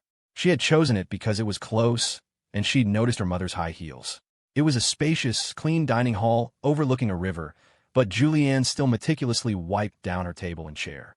Jessica loaded up a tray with food: steamed egg custard, broccoli, stir-fried greens, braised ribs, beef stew, 2 kinds of soup, and rice. It was a feast that cost several days' worth of her usual food budget. She was starving. Crying burned a lot of calories. She ate quickly, head down. Across from her, Julianne barely touched her food. After a couple of polite bites, she declared the rice too hard and the egg custard too salty. She took out a small, imported bottle of a nutritional supplement and drank it instead. Each tiny bottle from the box of 10 cost a fortune. She easily went through several boxes a month. Watching her daughter eat so ravenously, with such poor table manners, Julianne assessed her. The girl was young, pretty, with fair skin and a good figure. A raw, unpolished gem. But they were strangers. Years of separation couldn't be bridged in a single afternoon simply because of a biological tie. When Jessica was about half full, she slowed down, noticing her mother wasn't eating. "Are you in love with that boy who painted you?" Julianne asked abruptly. Jessica froze, then immediately denied it. "No, he's my roommate's boyfriend. Why would I like him?" Julianne snorted. "You look just like I did at your age, even prettier. You need to learn to use your assets. If you were a little more proactive, a little softer, you could have that boy wrapped around your finger. He's shy, and that other girl is proud. It will be easy for you. When I was young, I believed there wasn't a man alive I couldn't have if I wanted him." The chopsticks in Jessica's hand trembled. "Does it matter if he's married or not?" "Men are weak," Julianne said. "That has nothing to do with marriage. Is that what you'll teach Angela?" Jessica shot back, using the name she'd overheard on the phone. "Of course not," Julianne said, horrified. "She's just a child. She's in school." Jessica threw her chopsticks down. They clattered on the table in front of her mother, sending a grain of rice flying onto her cheek. "I'm in school too," she screamed, her voice cracking. "You came all the way back here just to teach me how to seduce a guy with a girlfriend? Are you sick? Are you insane?" They ended up having a late lunch. Shelley, Leo's godsister, picked the place. A tiny ramen shop tucked away in an alley, its storefront weathered and ancient-looking. Leo hadn't expected much, but it turned out to be unbelievably good. The place specialized in one thing: tonkatsu ramen. The broth was a rich, creamy pork bone soup, and the special tear, a savory seasoning blend, was a revelation when mixed with the perfectly chewy noodles. Leo ate with such gusto that he ended up with a splash of broth on his cheek. He'd been working hard. After all, sniffing out every piece of furniture in the house like a bloodhound was a serious workout. His godmother, Grace, handed him a napkin. "Wipe your face, honey." Leo grinned, took it, and, after a quick swipe, tilted his head up. "Is it clean?" Grace laughed and nodded. It was one of the things older people loved about him. A healthy boy with a healthy appetite. Shelley, on the other hand, would pick at her food. Leo devoured another massive helping, finally feeling about half full before slowing down. Only then did he notice the framed articles on the wall. One was a huge photo of a local politician slurping noodles at their counter. Beneath it, a description read, "Our signature tonkatsu is a 24-hour labor of love. The rich, emulsified broth achieves its depth from a precise blend of pork bones, aromatics, and a secret tear. Our noodles are made fresh daily. The perfect bowl is a symphony of textures and flavors. The velvety broth, the savory chashu pork, the crisp bamboo shoots, and the jammy, soy-cured egg." Reading the description made him appreciate the next bite even more. He tasted it carefully, letting the complex flavors wash over his palate. The broth was a masterpiece, a rich tapestry of savory, sweet, and umami notes that unfolded with every spoonful. This century-old dive definitely had its secrets. The article ended with a flourish, a broth as rich as an autumn harvest, with noodles as crisp as a spring dawn. It wasn't an exaggeration, but when the check came, they realized this hole in the wall wasn't cheap. Lunch for four had set them back nearly $200. Still, the place was packed, even well after the lunch rush. Bridgeport had no shortage of foodies.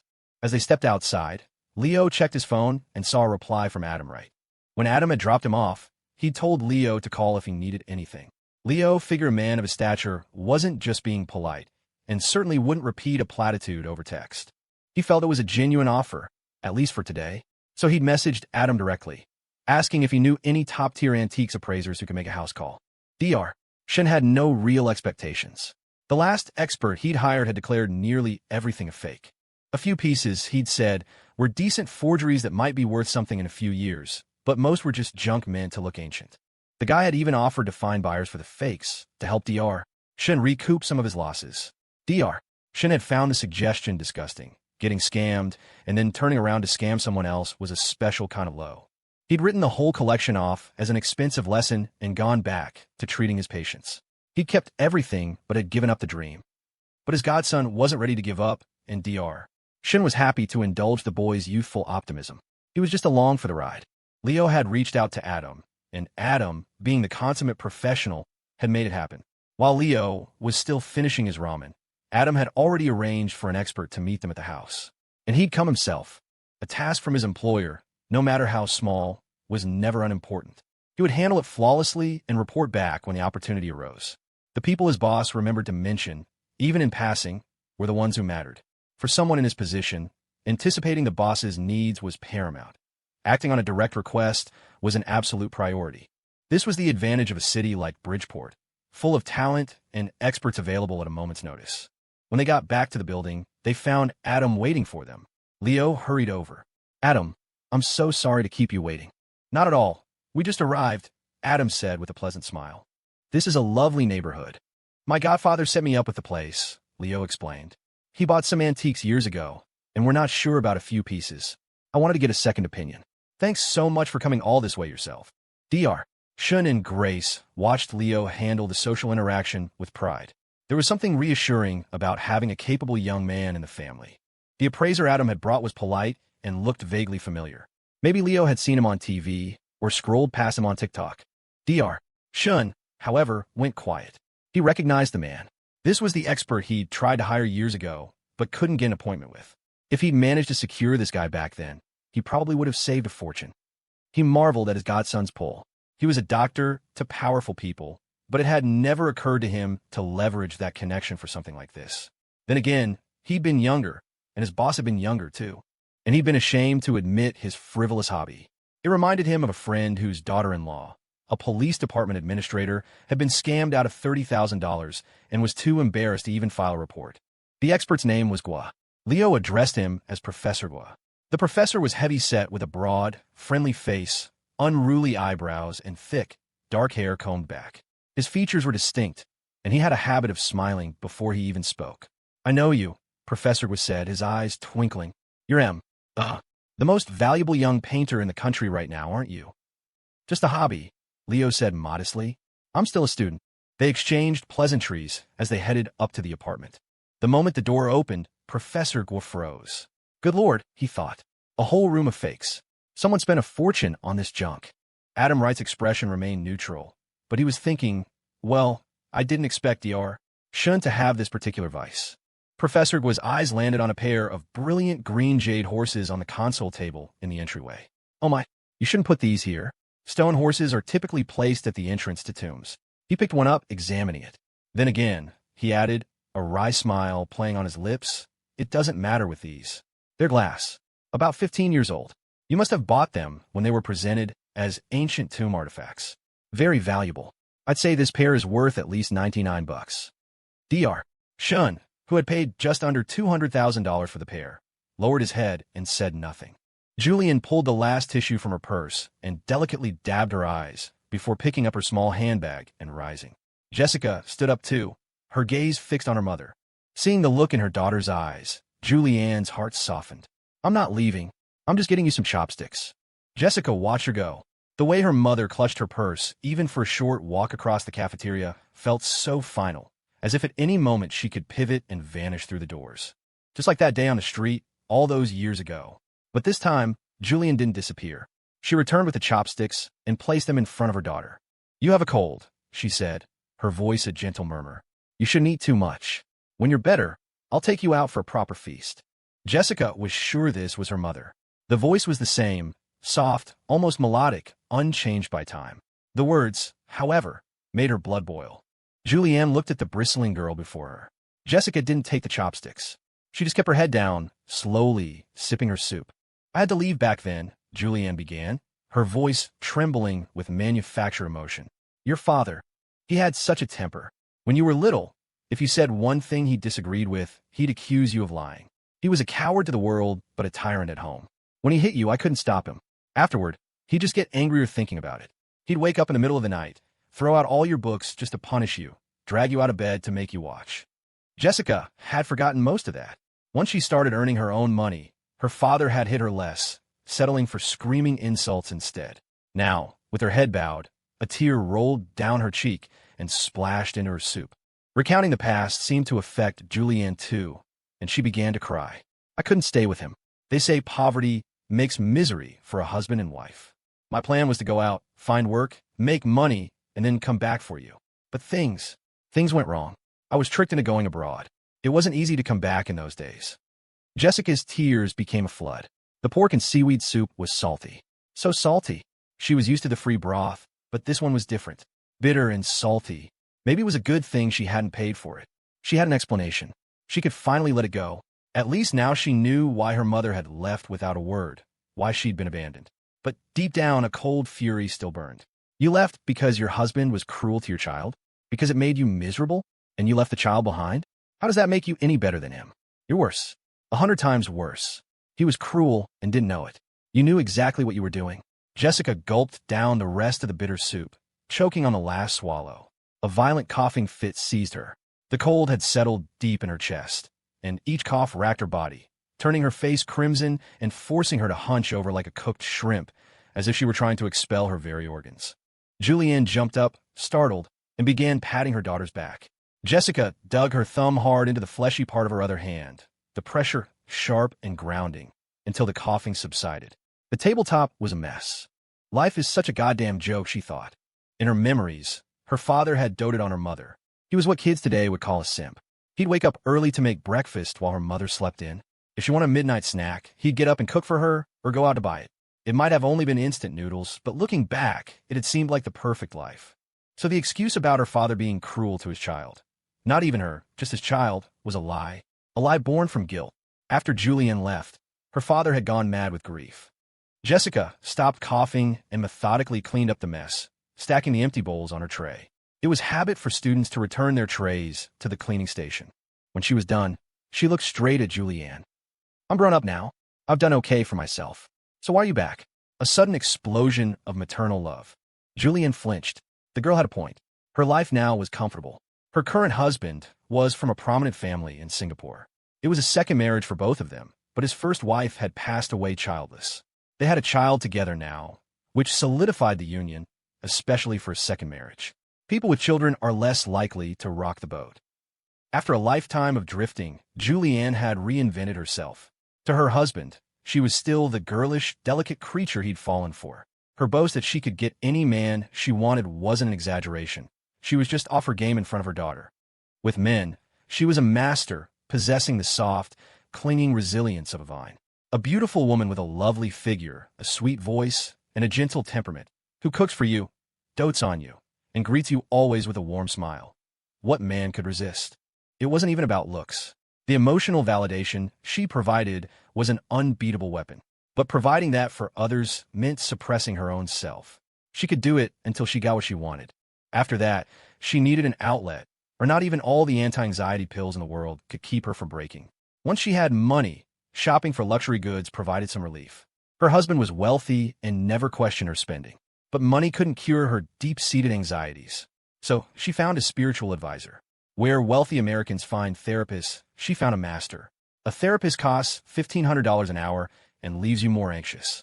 A master is gentler, more aligned with Eastern sensibilities, and even if he's scamming you, he doesn't do it by the hour. She trusted her master completely. He had, after all, guided her to her current husband. As a thank you, she'd bought him a condo. The world was a trap.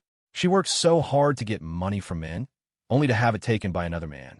Now, with her life seemingly perfect, she was plagued by new fears. Her husband's health, her own health, the fear that another vixen just like her would come along and steal him away. The master told her she had one final karmic trial to overcome. She owed a debt to her own flesh and blood, and she had to repay it until that person was satisfied. Only then would her future be peaceful, prosperous, and long. It was a standard line. For a gold digger like Julianne, the master had assumed she'd had an abortion or two. Usually, this led to expensive rituals to appease the spirit and pay off the debt, with the money going straight into his pocket. But he hadn't realized Julianne hadn't had an abortion. She'd abandoned a living, breathing daughter, and she believed the master's every word. Her entire life was proof of his power.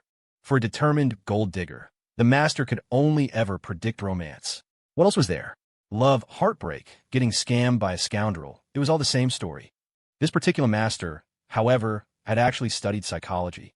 He was far more expensive than any therapist, and his clients weren't patients. They were disciples. Then Julianne saw the painting. The girl's eyes in the portrait were so piercing, the red paint so vivid, that gave her nightmares for days. She finally confessed to her husband about the child she'd left behind, spinning a tale of abuse and trauma. Now that she had their child, she felt the weight of parental responsibility and wanted to go back to see the girl and offer some compensation. Her husband, a decent man, had also seen the painting and liked it. The girl in it looked strong and determined. His family was wealthy. Supporting another girl was no issue, as long as it made Julianne happy. So, Julianne's journey across the world wasn't an explosion of maternal love. It was a prescription from her spiritual advisor. If she wanted a lifetime of peace, she had to make amends with the child she had wronged the most. Only when that child forgave her would her own life be secure. Shelley listened to Professor Gua's explanation, realizing for the first time that there were rules to this stuff. She just thought the little horses were cute and had moved them to the entryway console because there was nowhere else to put them, like setting out a decorative doll. Professor, she asked, curious, is it bad to have these things in the house? Could it bring bad luck to the family? If this room were filled with authentic artifacts, yes, some of them could be problematic, Professor Gua replied. Fortunately, your father seems to have exclusively purchased fakes so obvious they practically scream it. Aside from being a bit cluttered, living here should be perfectly safe. Dr. Shun stared at the floor. Professor, must you phrase it that way? You make it very difficult for me to forgive you.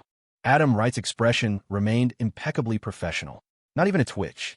Leo pulled out his phone and showed Professor Gua the photos of the pieces he'd singled out earlier. It was better than having the expert waste his time appraising every fake in the room, starting with the rug. Even though Adam was footing the bill, it felt like a waste of a favor. Normally, hiring an expert of this caliber was a bureaucratic nightmare involving appointments, contracts, and applications through the National Heritage Bureau or referrals from major auction houses. You had to sign agreements to prevent information about the collection from leaking. Adam had handled everything. He'd even sent a digital copy of the contract to Leo. It clearly outlined the scope of the appraisal, the fees, and the confidentiality clause. Leo had just wanted to find someone. Adam had found the best, with all the paperwork done. Even though Leo had told him it was just some old stuff his godfather had bought. Nothing top secret. Adam had ensured every detail was handled with the utmost professionalism. It was reassuring. He'd thought of things Leo hadn't even considered. Leo glanced at the fees. It was a fair price, $8,000 for a house call, including a preliminary appraisal of 3 to 5 items. Specialized items, porcelain, calligraphy, bronzes, incurred an additional 30% fee per category. Appraising a piece of official kiln porcelain, for instance, was $5,000 on its own. A verbal opinion was free, but a written report cost $2,000, while a legally binding certificate could run from $10,000 to $30,000 per item. It wasn't cheap, but Adam wouldn't gouge him. For most people, the hardest part was just finding a trustworthy expert. Someone who could afford a room full of antiques wasn't worried about the appraisal fee. Leo did a quick search online and found that some experts charged a percentage of an item's value, 0, 5% to 1%, for high-value artifacts, or a flat fee of around $100,000. And that didn't even include technical analysis like X-rays or carbon dating. The expert Adam had brought was a senior researcher from the National Museum. The fees on the contract were, in fact, a bargain. When Dr. Shun saw the contract Leo forwarded him, he knew his previous expert had been a fraud. There had been no contract, and a legitimate appraiser would never be involved in buying or selling the items he assessed. Professor Gua was here on a direct order from a powerful man. He wasn't thrilled about it. As a technical expert, he was a creature of habit, and he disliked having his routine disrupted. But he wouldn't dare take it out on the person who sent him. No matter who you are, sometimes you have to bow your head. He began scrolling through the photos on Leo's phone, at first with a detached air. He assumed he was here to assess the disastrous shopping spree of some rich fool. A quick glance around the room had already told him nothing was real. But as he looked at the specific items the young man had photographed, his expression shifted. There was something interesting here. Just being able to pick these specific pieces out from a room full of junk was impressive. Wait, is that a Buddha statue? He thought. Save the best for last. He decided to proceed category by category, starting with the furniture. First, the shoe cabinet. When he'd walked in, he'd noticed the gaudy glass horses, but had completely overlooked the cabinet they were sitting on. It was tucked away under the console, easy to miss. But this young man had found it. A small camera was clipped to Professor Gua's shirt. Normally an assistant would film the appraisal, but since this was a high-profile request, he'd come alone and was recording it himself. He knelt on the floor, opened his bag, and began to inspect the cabinet, brushing, tapping, and feeling the wood. He even bought a head-mounted magnifier with a built-in light, like a watchmaker. The truth was, he knew it was real the moment he knelt down. But you couldn't just say it's real in one sentence. Clients wouldn't believe you.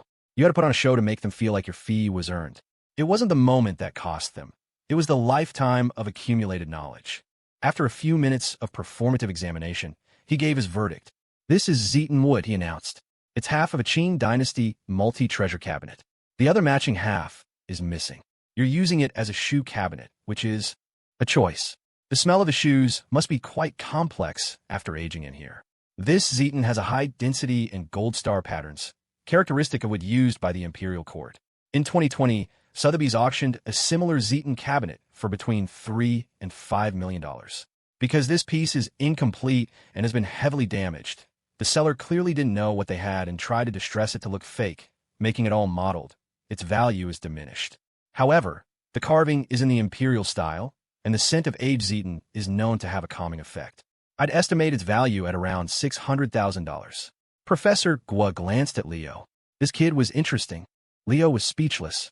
Holy crap, my dog nose is actually good for something. He'd smelled something different, but hadn't been sure if it was the wood or just old shoes. Dr. Shin's jaw dropped. Okay, I forgive you now, Professor. You have a beautiful way with words. He couldn't remember what he'd paid for the cabinet. It was probably thrown in as a freebie with another purchase. And because it was a freebie, he'd assumed it was worthless and used it for shoes. A $600,000 shoe cabinet? He could die happy. Adam Wright's professional mask remained firmly in place, but inside he was already composing his report. This story was definitely good enough for the boss. It would at least make him smile. Grace Shun was stunned. She couldn't believe something in her husband's collection was actually real. During their fights back in the day, she'd been so furious at the sight of all this junk that if she'd had the strength, she would have chopped it all up for firewood. Next, Leo led Professor Gua to the bathroom to see the dressing table. Professor Gua almost laughed at the layout of the apartment. All the fakes were displayed prominently in bright, open spaces, while the genuine treasures were used as shoe cabinets or shoved into the bathroom. It was completely backward. True genius at work. Luckily, the bathroom was larger than most people's bedrooms, or the crowd of them would have been uncomfortably squeezed. It was a well-appointed bathroom. Modern women seemed to do their makeup standing at the sink, leaning into a brightly lit mirror, patting and dabbing at their faces. The old-fashioned vanity, a place to sit and slowly apply makeup, was a rarity now. Maybe the very wealthy still used them, but most women he knew just stood at the sink, a flurry of activity. Primer, foundation, concealer, powder, like a construction project for the face. So, the dressing table in the bathroom was purely for storage. There were just too many things in the apartment, and Shelley, with her designer's eye, had done her best to find a place for everything. Leo had his sister film the process on her phone, gathering some content for Shawn's TikTok channel. Dr. Shawn was already beaming, unable to contain his glee. Haha, one of them was real. A miracle. A miracle. Thank God I never sold this stuff. Mwahaha. With the bathroom crowded, Professor Gua dispensed with the theatrics. He touched the wood, took a subtle sniff, and knew immediately. To a layperson, appraising antiques was as complex as advanced calculus. But for someone who had spent decades handling these objects, it was as simple as breathing. Simpler, even. The table is Wali wood, he declared. The chair is not. It's a fake, a replica of a Ming-style official's hat chair. In 2017, Christie's auctioned a pair of authentic Ming chairs for $4 to $7 million. This one you have is worth about $500, though it is quite heavy. The table, however, is genuine Hainan Wali, dating from the late Ming to early Qing dynasty. A fresh cut of this wood has a spicy, fragrant scent that mellows into a faint, sweet aroma over time. The grain is fluid, like moving clouds, and it has the prized ghost face pattern favored by scholars of that era. This wasn't a normal table. It was a stand for displaying treasures. It was probably taller originally. To sell it as a set with that fake chair, they likely sawed off the legs to make the match for some big dummy. Or perhaps the legs were already damaged. I leaned toward the latter. If the seller had cut it themselves, they would have noticed the fragrance. The tabletop is in excellent condition. I'd estimate its value at around $850,000. Dr. Shawn flinched. Was he the big dummy? He decided to let it go. He was too happy to be angry. My godson is my lucky star. He'd paid $80,000 for the set. Looking back, he deserved to be scammed. It was like buying a purse on eBay for $200 and asking the seller, "Are you sure this is a real Hermes?" And the seller swears, "Absolutely, it's a Hermes. 10 times your money back if it's fake." A real Birkin costs tens of thousands. Plus you have to buy twice that in other merchandise just for the privilege of owning one. And here he was, spending a fraction of that and expecting authenticity. He was a prime target. But it wasn't just greed. Collecting was like fishing. The thrill of the hunt was addictive. He moved past it now. It was normal for sudden wealth to throw one's judgment off balance. Many lottery winners end up broke for the same reason. For years, he dreamed of a day like this, but he had long since given up. He was giving all of this, along with the apartment, to his godson. And now, it turned out there were real treasures hidden inside. Dr. Shawn didn't feel a shred of regret about the money. If Leo had been greedy, he could have had the items appraised in secret and sold them without anyone knowing. Dr. Shawn had already written them off as decorative junk. But Leo had gone through everything and singled out the pieces that felt different, insisting on an expert opinion. If it had just been the shoe cabinet, it could have been a fluke. But now a second piece had been confirmed as genuine. Everyone was starting to get curious. "I have a sensitive sense of smell," Leo said, a little sheepishly. "When I was cleaning earlier, I just photographed the ones that smelled different." Professor Gua and Adam Wright exchanged glances. A good sense of smell? No wonder the boss took a liking to him. The kid really does have unique talents. Dr. Shawn beamed. "Perfect. That's an excellent skill for traditional medicine. Sometimes you can determine the efficacy of herbs by scent alone. This boy is a natural." Grace Shawn just shook her head, smiling. So that's what he was doing, sniffing everything so closely. "I just thought he was a slow cleaner." Shelley grinned. "My little bloodhound." Next, they went upstairs to the master bedroom to look at a large wardrobe. The wood was high-quality Phoebe Genon, but it wasn't an antique. It was a modern piece, though exquisitely made. It was less a cheap knockoff and more of a high-end replica, the kind that costs thousands even though the real thing is tens of thousands. Dr. Shawn wouldn't say what he paid for it, not even under torture. Professor Gua valued it at $2,000 or $3,000. "Good material, just not old," he said. "But this fake aging they did is a mess. It ruined a perfectly good piece of wood." Then there was the cabinet under the television. This one was interesting. The central panel was made of ebony. Large pieces of ebony are exceptionally rare, and Dr. Shawn had probably bought it thinking the whole thing was solid ebony. In reality, only that one panel was genuine. "Solid ebony goes for about $5,000 to $10,000 a pound," Gua explained. "This panel here is probably 20 pounds. You could cut it out and get close to 100,000 for it. We'll make a nice tea tray." It had a faint, charcoal-like scent, like an over-roasted oolong tea. Seeing that small, hidden panel of ebony, Professor Gua's respect for Leo's sense of smell grew. He admitted that if Leo hadn't pointed it out, he would have missed it entirely. The panel was well hidden, surrounded by obvious fakes. A genuine piece hidden within a forgery? Dr. Shawn, growing more excited with each discovery, eagerly dragged the professor over to the bed, insisting he appraise it next. Professor Gua took one look. "Are you sure you want me to appraise this? It's a large item. There's an extra fee." Dr. Shawn nodded firmly. He remembered this bed vividly. He'd spent a fortune on it. Now that the expert was here, he had to know. "Ah, yes," Professor Gua said with a straight face. "A very obvious piece. Good quality. Modern. I can tell it even has springs and screws inside. Very sturdy." Dr. Shawn's face fell. That's not what he meant by obvious, was it? The furniture appraisal was complete. Dr. Shawn didn't subject himself to any more humiliation. The others were thoroughly enjoying the spectacle. No wonder shows like Antiques Roadshow were so popular. It was fascinating. Even Adam Wright was clearly entertained. Next up, the porcelain. This was the main event. Furniture rarely sold for 9 figures, but porcelain could easily fetch hundreds of millions. Wasn't there that legendary chicken cup that sold for a fortune? And it was just a tiny teacup. Dr. Shawn had bought a lot of porcelain.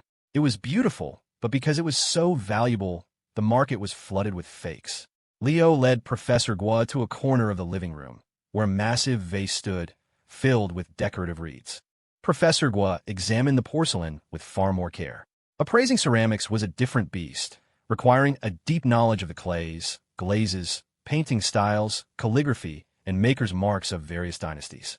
He could understand Leo picking out the furniture by smell. Fake wood was typically new wood treated with chemicals and artificial scents to mimic age. A hypersensitive nose could plausibly detect that. But porcelain? That was beyond the pale. Leo kept his mouth shut. It wasn't beyond the pale at all. Any dog or pig could smell the difference. Dog woof, woof, woof. Pig oink, oink, oink. Leo, this one smells different. The only distinction was that pigs and dogs don't speak English. It pays to know a second language. A dog could smell the subtle difference, but one swipe of its paw would send the vase crashing down, earning it a scolding. A pig, with its clumsy body, would knock over every vase in the room and end up as the main course at dinner. Gua spent a considerable amount of time on a large vase. He carefully removed the reeds himself, not letting anyone else touch it. Vases were major pieces in porcelain collecting. This one stood about 2 feet tall, similar in shape to a Yuhua Chunping or pear-shaped vase, but with a longer neck. That style was popular in the Yuan dynasty, but the high neck and taper base were more characteristic of the Yonglishina period of the Ming dynasty. The blue was a deep, vibrant color with hints of purple and dark, rust-like spots where the cobalt had concentrated. The neck was painted with banana leaves, the shoulder with scrolling lotuses, and the main body depicted an egret and reed scene, 2 birds by the water, reeds swaying in a breeze.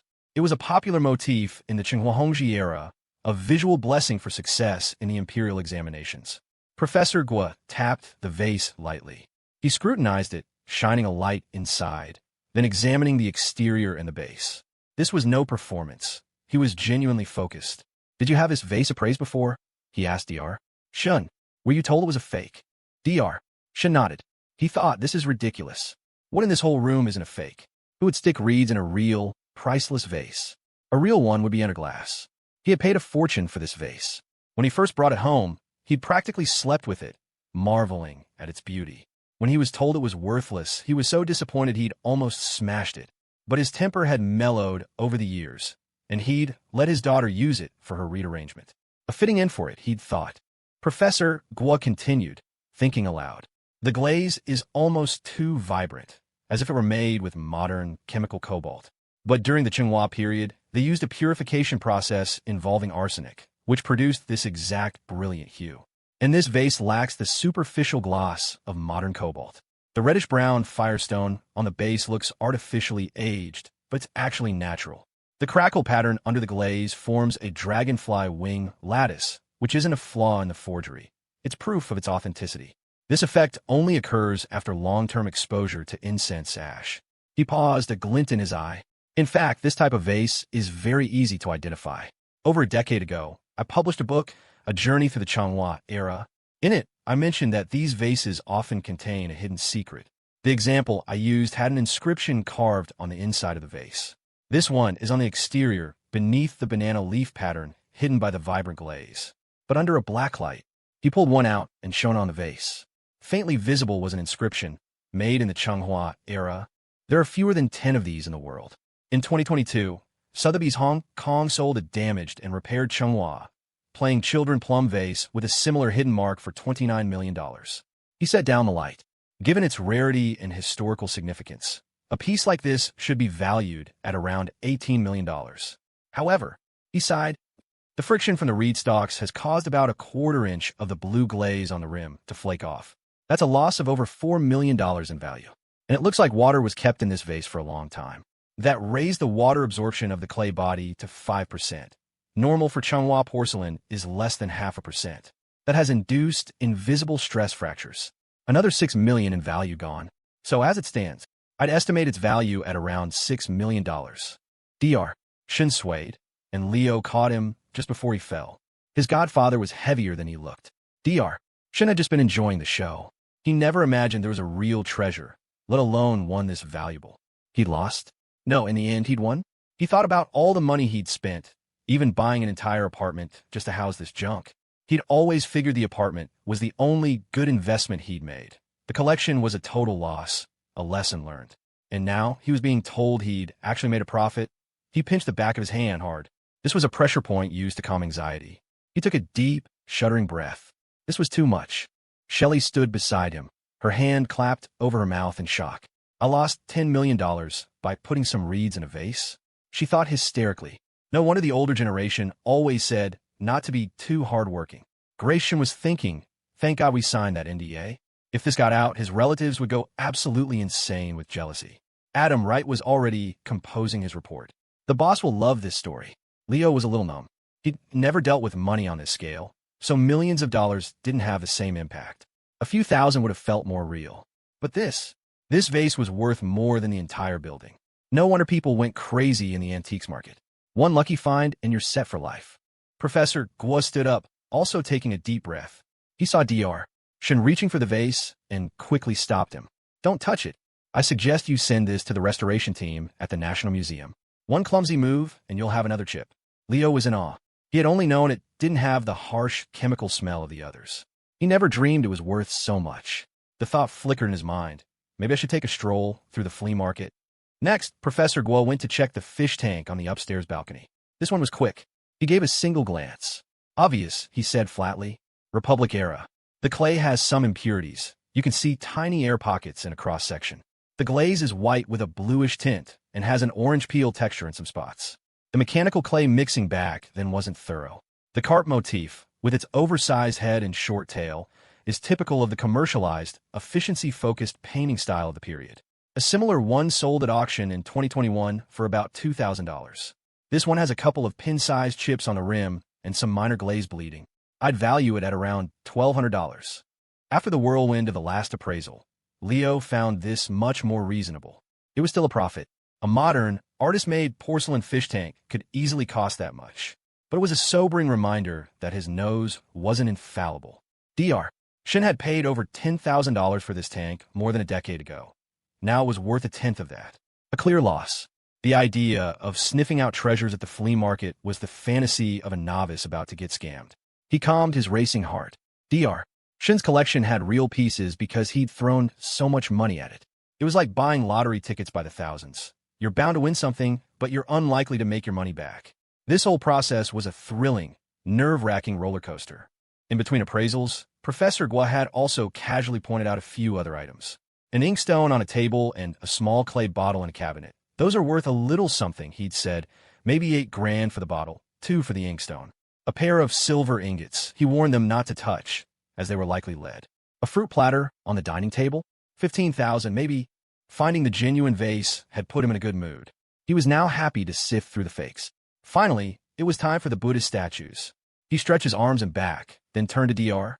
Shawn with a serious expression. Before we proceed, are the acquisition papers for these in order?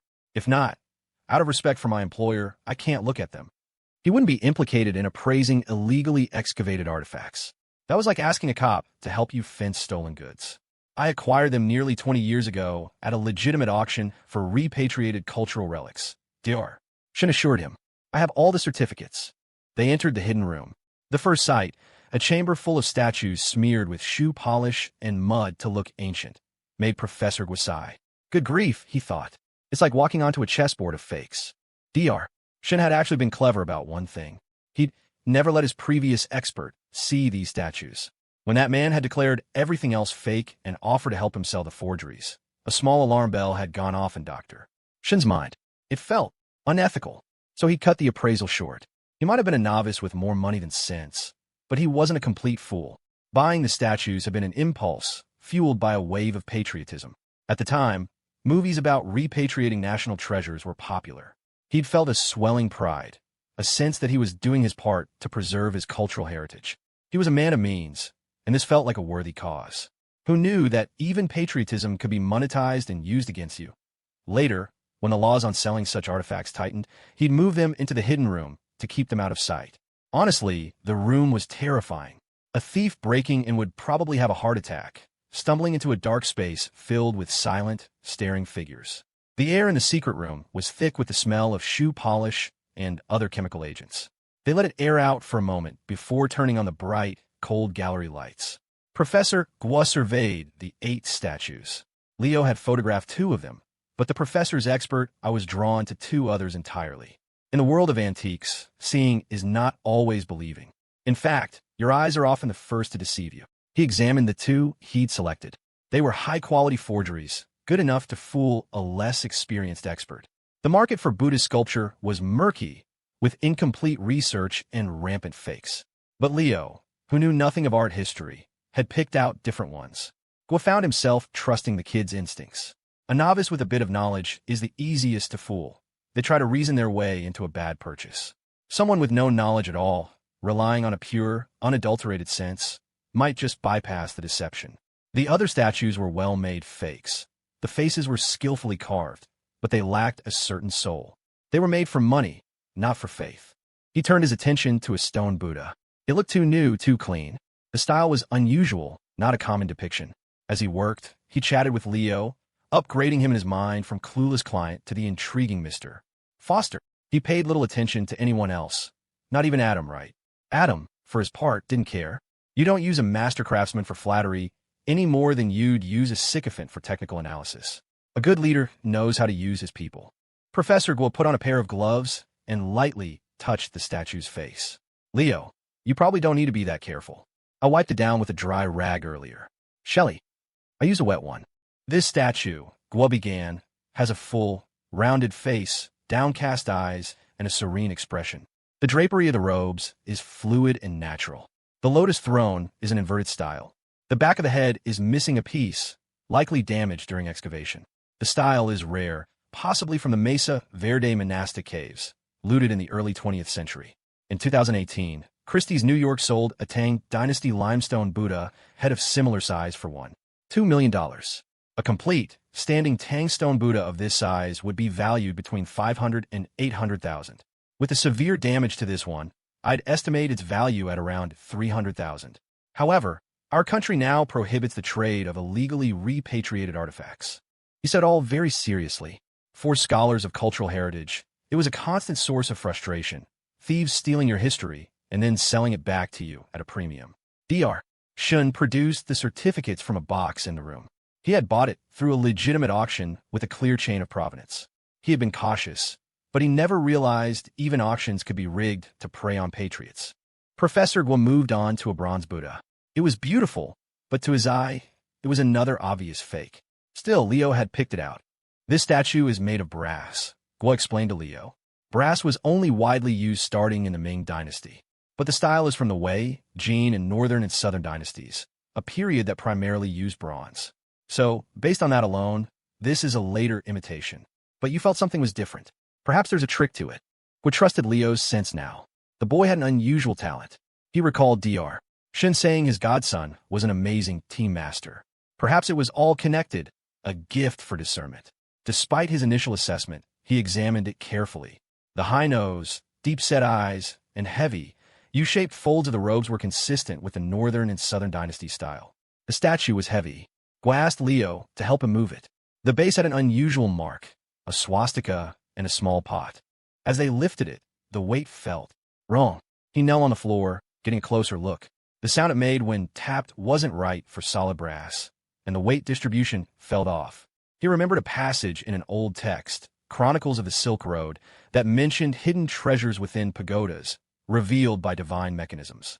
He felt the small pot on the base. It felt like a handle. He tried to pull it. It wouldn't budge. Professor, Leo said, I'm pretty strong. Need some help. Gua nodded. Try this. See if you can turn it. If you can, about 30 degrees. Leo didn't ask how much 30 degrees was. He gripped the small pot, applied steady pressure, and felt it give way. He turned it slowly, and when it reached a certain point, there was a soft click. As everyone watched, a seam appeared on the statue's chest. 2 bronze panels slid apart, revealing a cavity within. Inside, nestled in the darkness, sat a gleaming golden Buddha about 3 hands high. Professor Gua collapsed onto the floor, no longer caring if it was cold. Dr. Shun was pinching the back of his own hand so hard it had turned bright red. Shelley covered her mouth. If that thing gets damaged, it's not my fault.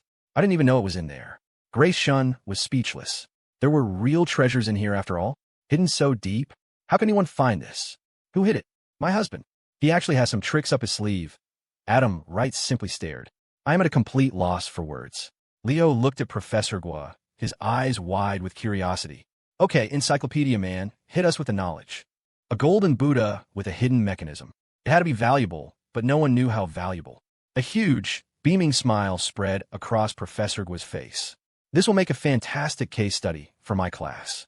The appraisal of a golden Buddha hidden within a bronze statue. Unlocking a millennia-old secret. Leo thought to himself that his godfather, Dr. Shun, must be the true protagonist of this world. His life story was like a novel, a tragic beginning, abandoned by his parents, only to rise to his current position. He seemed to have incredible luck. Other brilliant doctors existed, but not all of them could turn their prescriptions into a best-selling national brand of medicine. Other collectors bought fakes, but Dr. Shun's fakes contained unimaginable treasures. This wasn't just a lucky find. This was fate. The story alone was priceless. Professor Gua, now wearing a mask and gloves, meticulously measured the golden Buddha, his every move recorded by the camera on his shirt. It stood just over 10 inches tall, crafted from pure gold, likely 22 karat, typical for the period. The Buddha held a medicine bowl in its left hand, its right hand raised in a gesture of fearlessness. The halo behind, it was intricately engraved with a passage from a Buddhist sutra. The base of the lotus seat bore an inscription, commissioned by imperial decree in the 20th year of the Jingguan era of the Great Tang Dynasty. Inside the medicine bowl were 7 flawless gemstones, perfectly preserved, representing the 7 medicine Buddhas. This is Tang Dynasty, Professor Gua said, his voice trembling with excitement. According to historical records, the Imperial Medical Academy was established in the 19th year of the Jingguan era. The emperor commissioned a treasure to be its symbol, a prayer for the dual blessings of medicine and faith. But the treasure was lost to history. It was mentioned in a fragmented text at the Palace Museum, a single line, a golden medicine Buddha, concealed within a bronze pagoda. We've been searching for a corresponding artifact for years. I remembered it because it was so unique. He was getting emotional. Dr. Shun was too. He wasn't a particularly religious man, but if this was a statue connected to the history of his profession, it was like finding a relic of his ancestors. He could barely breathe. Bobo, Bobo, Bobo. His heart was pounding. Professor Gua stood up. He had Leo carefully restore the bronze statue, closing the mechanism. Too much exposure to the air could damage the gems, he explained. The mechanism itself is a masterpiece of Tang Dynasty engineering. Its existence is a major historical discovery. He ushered everyone out of the room. He needed fresh air. After a long drink of water, he delivered his final verdict. In 2017, Christie's New York auctioned a Tang Jingguan golden Buddha statue, no mechanism, 12 inches high. It sold for $180 million, a record for Buddhist art. There are only about 100 Tang Dynasty gold artifacts known to exist. This one weighs nearly 15 pounds. As scrap gold, it's worth about $500,000. But as an artifact, with its imperial craftsmanship, I estimate its base value at $40 million. But that's just the start. The medical inscriptions, the sutra, the exquisite mechanism. Its cultural value is incalculable. If this were to go on an international academic tour, the added value would be off the charts. He turned to Adam and Dr. Shun. Gentlemen, the discovery of an artifact of this level supersedes our confidentiality agreement. I am obligated to report this to my superiors at the museum. Dr. Shun, please be assured, you acquired this through legal channels. It is your private property. However, the state has a right to be informed. Dr. Shun was reeling. A golden Buddha connected to medicine. It felt like destiny. After a life of hardship and hard work, a life dedicated to healing, he had been rewarded beyond measure. Adam Wright hadn't expected this. A mission to entertain his boss had turned into a matter of national importance. Dr. Shun drank a large cup of his herbal tea, composing himself. I bought all these things when I suddenly came into money, he said slowly. I was foolish. I had intended to give this house and everything in it to my godson and apprentice, Leo. My own daughter has no interest in medicine, but I hope for Leo to carry on my legacy. The boy's a good heart and good luck. He was the one who insisted there were real things in here. I had given up. He took another long drink. So, except for the statues, my original intention stands. Everything we appraise today belongs to my son, Leo. As for the stone Buddha, I am happy to donate it back to the nation. It would fulfill my wish of helping to recover a lost treasure. The golden medicine Buddha, because I have been a doctor my entire life, I feel a cosmic connection to it. I would like to keep it with me for the rest of my days. After I am gone, we could decide its future. Old Mr. Preston was having a good couple of days. His health had improved, and his mind was sharp. He'd spent the afternoon in a series of important meetings. During a break, his assistant, Adam Wright, requested a moment to report on a work matter. The men around Mr. Preston could be witty and charming, but they never joked about business. A request to report meant there was something to report. Time was too precious to waste. Adam's report was a masterclass in efficiency. You don't start a story with a long preamble when your boss's time is measured in seconds. You get to the point. Afternoon's sun crept across the rug, illuminating the worn travel mug on Mr. Preston's desk.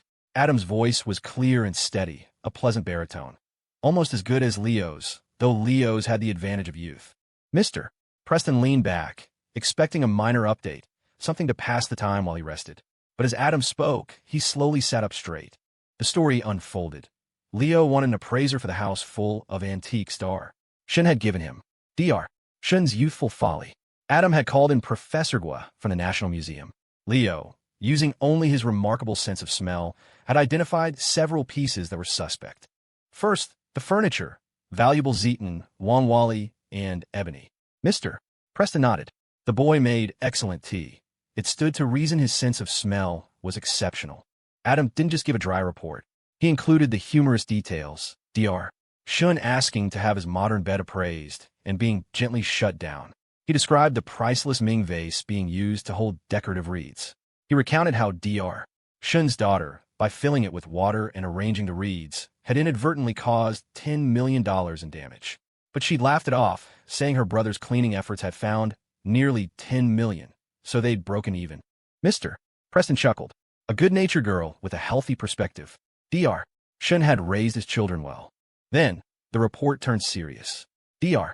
Shawn had also bought a room full of Buddhist statues 20 years ago, part of a wave of patriotic collecting. Most were fakes, but one stone statue was identified as a stolen artifact from the Mesa Verde monastic caves. Dr. Shawn intended to donate it back to the nation. And then, the centerpiece of the story, the bronze statue that looked like a forgery but that Leo had singled out. Professor Gua, trusting the boy's instinct over his own eyes, investigated further and discovered a hidden mechanism. He used information from archival texts to open it. Inside was a golden Buddha. Adam had brought photos and a detailed description. A treasure of the Tang Dynasty Imperial Medical Academy. Dr. Shawn, a doctor himself, felt it was a sign from heaven and wished to keep it for his lifetime before deciding its final disposition. He had, however, offered the outer bronze statue to the museum for study. The rest of the items in the house, he was still gifting to Leo. Without the boy's persistence, the treasures would have remained hidden.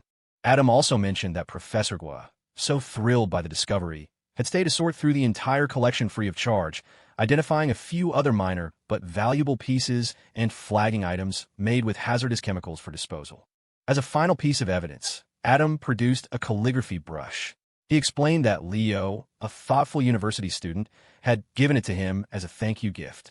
It was a fake, sold as an antique, but actually a modern piece made with exceptionally high-quality materials.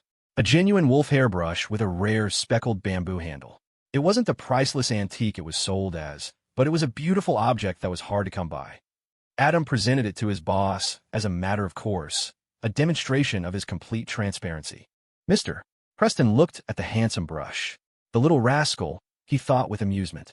He never thinks to bring me anything. Just comes here and raids my tea collection. Of course, he wouldn't confiscate the brush. Adam didn't accept gifts from just anyone. Accepting it was a sign of goodwill toward Leo. And Mr. Preston understood. The boy's medical skills were useful, and his tea was excellent. Giving him those rare teas was his own way of showing favor. And now for Dr. Shawn to unearth a golden Buddha related to medicine. The boss might not speak of such things, but who could deny the power of luck? Dr. Shawn's reputation would soar.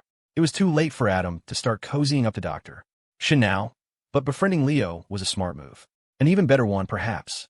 He made a mental note. From now on, anything related to Leo Foster was to be considered a top priority. Before going to see Mr. Preston, Adam Wright first drove Leo to Alex's cousin's house. The report was important, but so was the task at hand. One must do the work before talking about it. Leo felt Adam was being far too accommodating. By now, he realized calling him Adam was probably too informal for a man of his position, but he didn't know the proper form of address for someone in the D.C. political sphere. He'd try Mr. Right, but Adam had insisted on Adam. It was too late to change it now. When they arrived, it turned out Adam knew Alex's uncle. Deputy Director Hahn's face went pale when he saw Adam Wright at his door. He'd used a meeting as an excuse to go home for a family barbecue. He looked like a student caught skipping class by the principal. He instinctively wanted to hide, but there was nowhere to go in his own home. The embarrassment was palpable. Adam, ever the professional, greeted Ryan's grandfather, old Mr. Hahn, with the utmost respect, addressing him by his former title. Then he turned to Deputy Director Hahn. Adam had no real memory of the man from official functions. He was the type to shrink into the background. In D.C., you had to push forward to get noticed. Standing still meant falling behind. Shrinking back meant becoming invisible. But Adam had done his homework before coming. He complimented Director Hahn on his painting and calligraphy. Frank Hahn was bewildered. Not only was he not in trouble for skipping work, but he was being praised for his hobbies. Does the boss know about my art? Am I really that good? A wave of panic washed over him. Oh no, are they going to give me more responsibilities? I can't be a department head. I wouldn't be able to skip work. Adam noticed the man's panicked expression and quickly changed the subject, reassuring him he was only there to drop someone off. Alex's cousin's father-in-law was also present, the man who owned the company where Ryan worked. He had brought over a new grill the night before and was now back with an entire lamb and a cooler full of Wagyu steaks for the barbecue. He practically froze when he saw Adam Wright personally escorting Leo to the door, treating him with such warmth and respect. Today, Adam was even cordial to him, saying he could reach out if he ever needed anything and giving him his junior assistant's contact information. For the man, it was like being handed a key to the kingdom. He was ecstatic. Adam helped carry in the fruit basket Leo had brought before taking his leave. Leo's godparents, knowing he was visiting his roommate's cousin, had insisted he not show up empty-handed. It was an old-fashioned courtesy. The basket was full of expensive and exotic fruits. Shelley had wanted to stay and help, but her parents had shooed her out the door. Go have fun. You'll only be in the way here. As Leo was getting ready to leave, while Shelley gathered her things, Professor Gua had noticed the simple cord bracelet on Leo's wrist. It had a small, dark stone dangling from it. Hold on, Gua had said, grabbing Leo's arm. Whoa, Professor, this is an appraisal, not a date, Leo had thought. Gua pushed up Leo's sleeve to get a better look, pulling out a set of professional tools. The bracelet was a gift from Professor Zhu, Dr. Croft partner. My boy, this is a real treasure, Gua had said, his voice low with excitement. This is a geocentric gemstone. Under a light, it shines with a brilliant blue. The deeper the blue, the higher the quality. It feels warm in the winter and cool in the summer, and it's said to have purifying properties. The Russian State Museum has a brooch that belonged to Catherine the Great with a stone like this. It's valued at over $1 million. Yours is small, but it's still incredibly valuable. Don't go giving this away like some celebrity giving out pet rocks. This is rare, genuinely rare. Leo knew the professor was right. The stone had come with a small information card from Professor Zhu. Its scientific name was scandium crystal. Hardness, 8.5. Found only in the Earth's mantle and brought to the surface by volcanic eruptions. Thermal conductivity, 2.3 times that of a diamond, which explained the warm in winter, cool in summer effect. It also absorbed over 90% of gamma radiation. The price wasn't listed, but the properties alone were incredible. The science was beyond him now. He'd forgotten most of his high school physics and chemistry, but he understood it was special. Professor Gua was a walking encyclopedia. He saw the world in a way others didn't. But Leo had to go. His friends were waiting. He exchanged numbers with the professor, promising to keep in touch. The Georgetown townhouse was spacious and open. Most people's idea of such a place came from period dramas, cramped and communal. But modern, private townhouses like this were hidden behind imposing black doors with polite signs. Private residence. Please do not disturb. Ryan Hahn's family was surprisingly down-to-earth. The courtyard wasn't an over-designed, picturesque space like you'd find in a boutique hotel. It was a lived-in family area, with strings of chili peppers and ears of corn hanging to dry. There was no fancy fountain, too much maintenance, and a magnet for mosquitoes.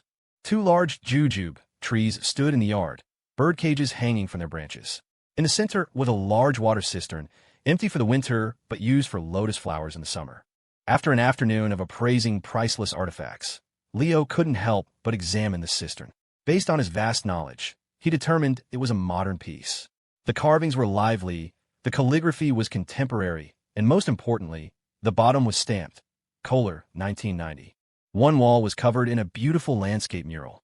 The whole place had a warm, welcoming feel. Alex and Shawn had arrived earlier and were already making themselves comfortable.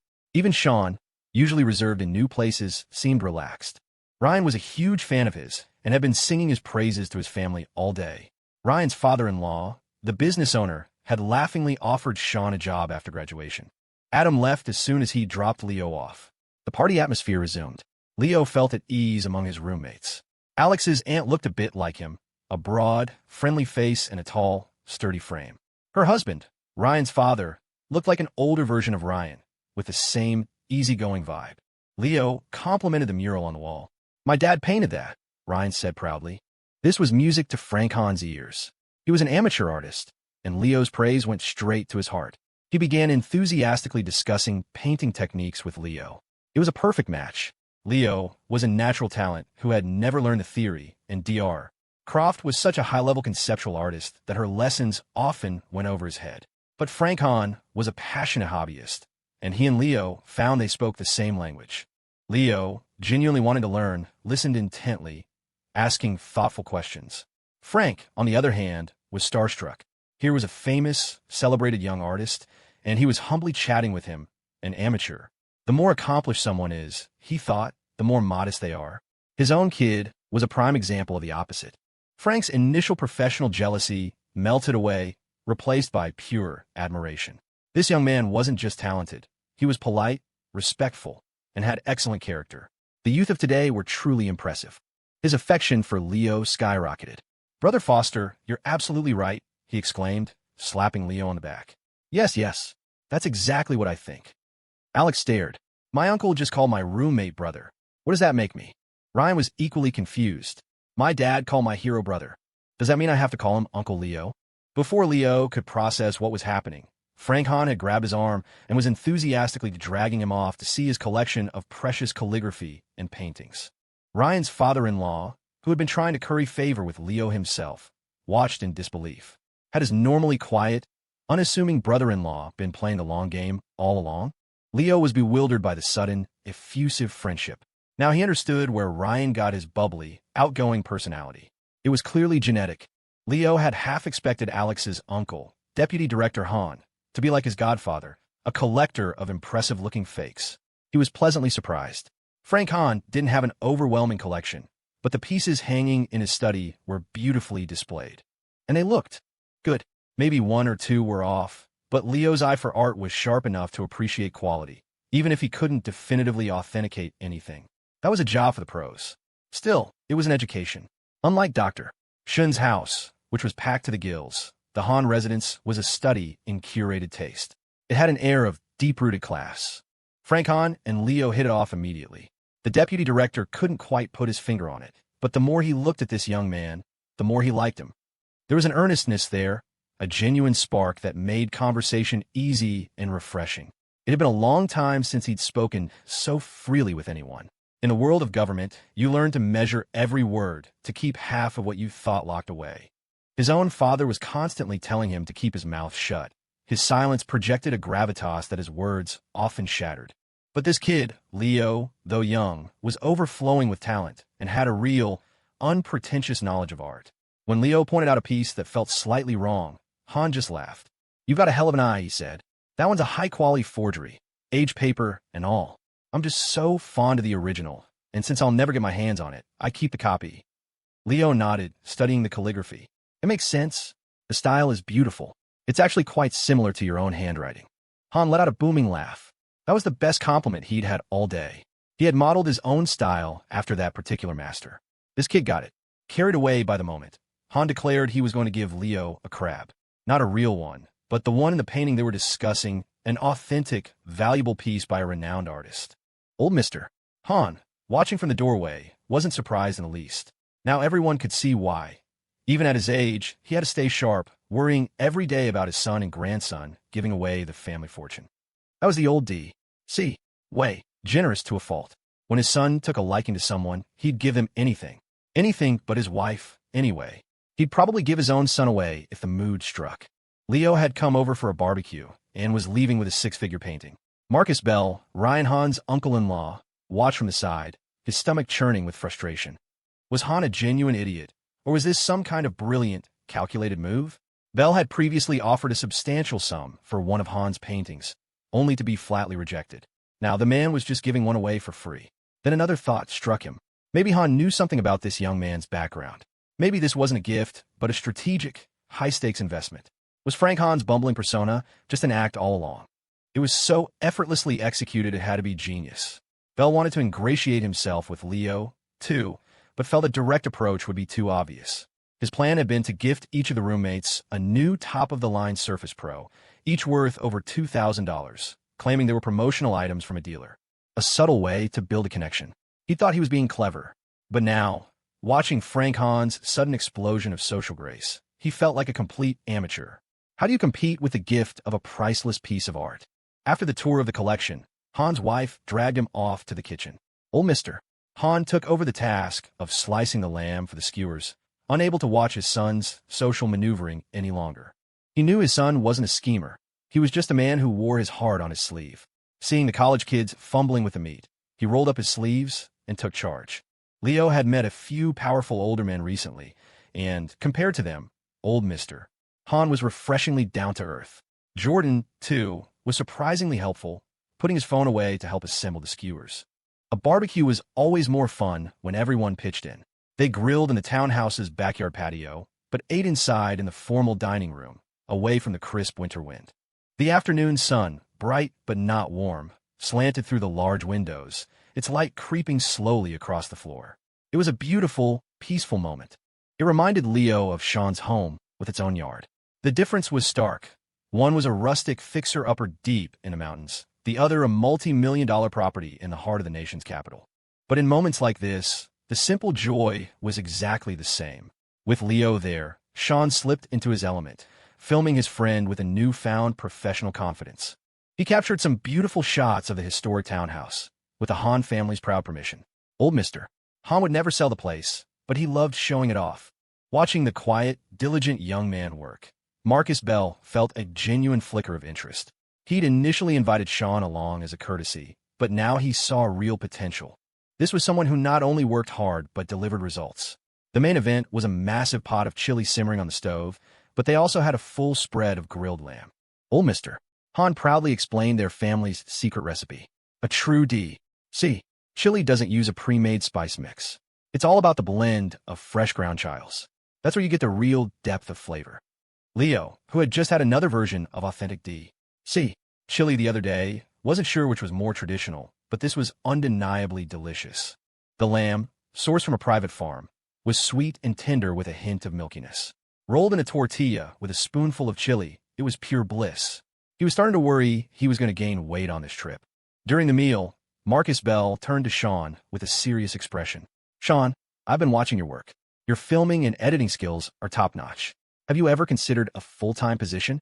I can offer you a starting salary of $200,000 a year at my firm. You'd be in charge of your own project, heading up a new personal branding initiative. I'll give you your own small team and a 10% commission on all revenue your content generates. You can keep working on your own channel, no conflict of interest. Before you graduate, you can have a flexible schedule, paid time off for exams. And we have a robust benefits package, stock options down the line.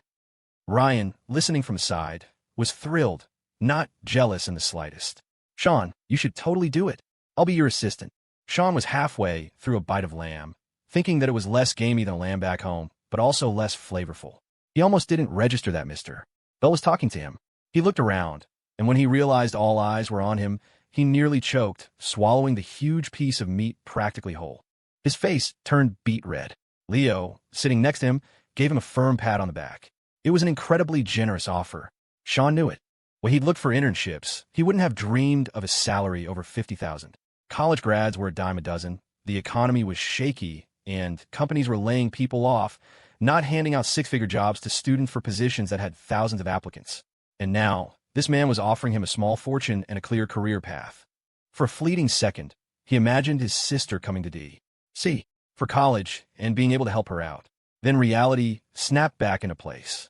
Yes, his TikTok account was gaining followers, but the money they'd made was negligible. Their biggest payday had been the prize money from the university. TikTok was volatile, a regular job was stable. A month ago, he would have accepted without a second thought. Just give me a steady paycheck and I'll work my heart out. But now, even though Bell was offering him the freedom to continue his own channel, Shawn didn't even have to think about it. He knew his own worth and his own limitations. He wasn't a genius. His success wasn't just because of his filming skills. Before he started filming Leo, he had hundreds of videos with barely any views. The magic was in the combination of his skill and Leo's presence. He'd seen million-follower creators break up their partnerships and fade into obscurity. He and Leo weren't even at that level yet. His dad's words echoed in his mind. We're not smarter or better than anyone else, son, but we can be more focused. Pick one thing and do it right. If you try to do two things at once, you'll end up with nothing. He took a long drink of water, his face still flushed, and looked Mr. Bell in the eye. I'm sorry, sir, but I have to decline. My skills are still limited, and I need to focus on my studies. I just don't have the energy to manage two channels at once. He probably should have added something polite, like maybe in the future, but the thought didn't occur to him. He just felt a surprising sense of clarity. He just turned down a life-changing temptation, and in doing so, he felt like he'd grown. It was as if he'd just taken a major step forward in his own life. Marcus Bell was a seasoned professional.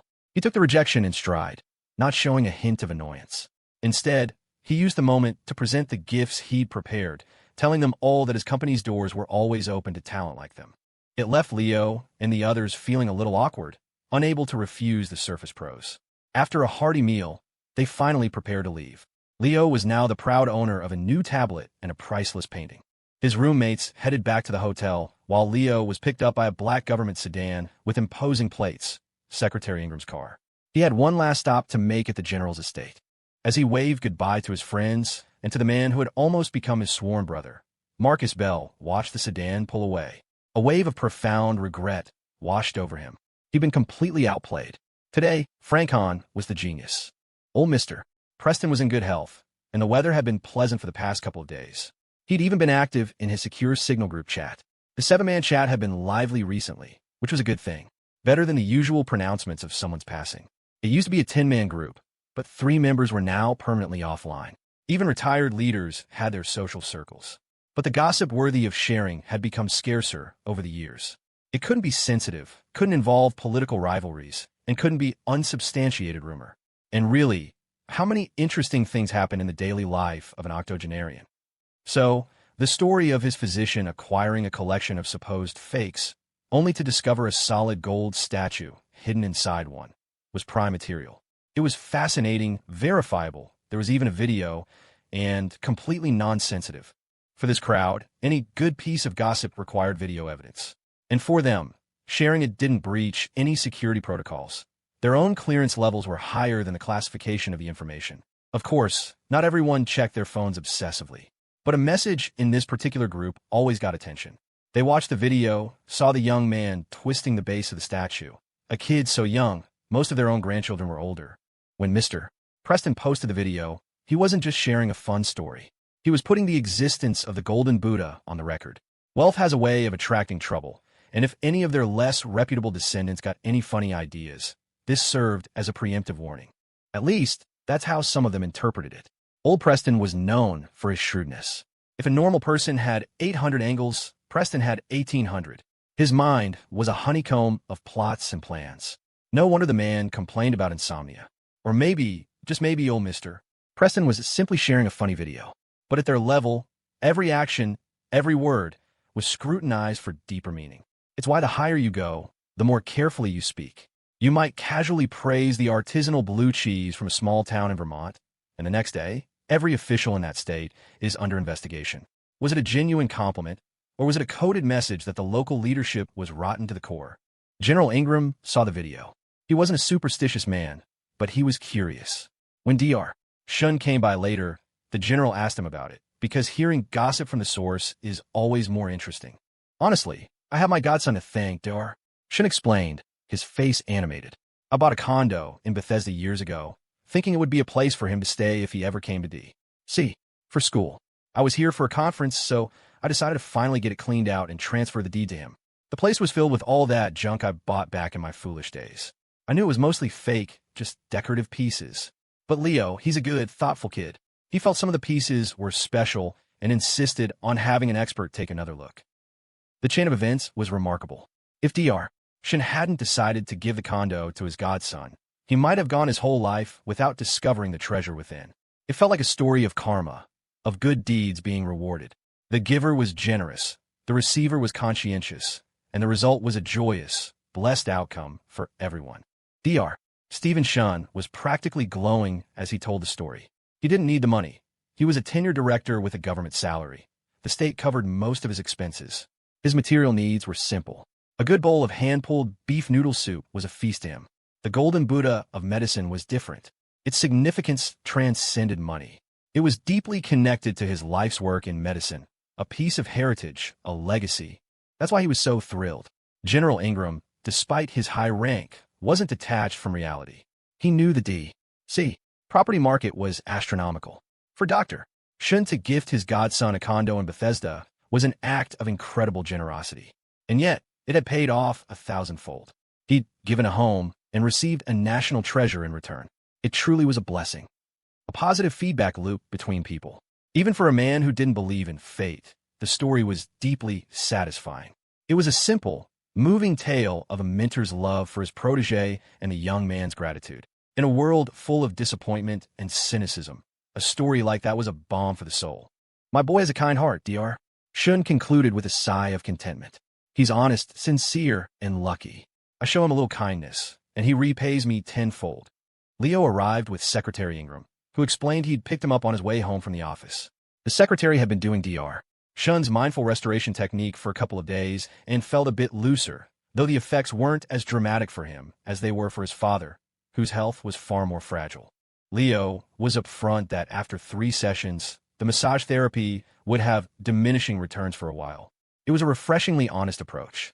A more calculating person might have kept that information to himself, using the continued treatments as an excuse to stay close to the powerful family.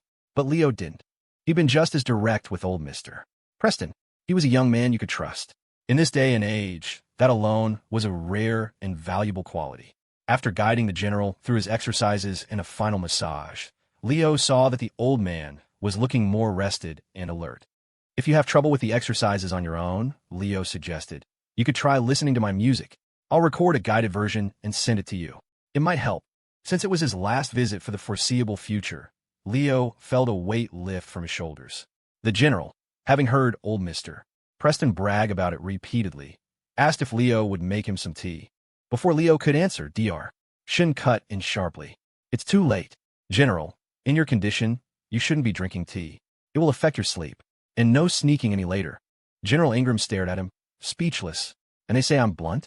This guy's a damn surgical laser. Secretary Ingram winced. Dr. Shawn, a little bedside manner wouldn't kill you. Dr. Shawn took the general's pulse. My godson does make excellent tea, he continued. In the spring, when everything is coming back to life, you can have a little. He'll come back and prepare it for you then. Those words, however, brought a wave of relief to Secretary Ingram. In the spring, it meant his father would make it through the winter.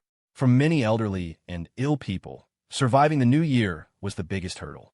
If they could just make it past that, they might just get another year and another after that. It was a small thing, but it was a promise. Suddenly, he was very grateful for Dr. Shawn's directness. Leo announced that he needed to head back to prepare for his trip. As they were about to leave, the general spoke up suddenly. I hear you're also a painter, young man. You should paint my portrait sometime. At those words, Secretary Ingram felt a lump form in his throat.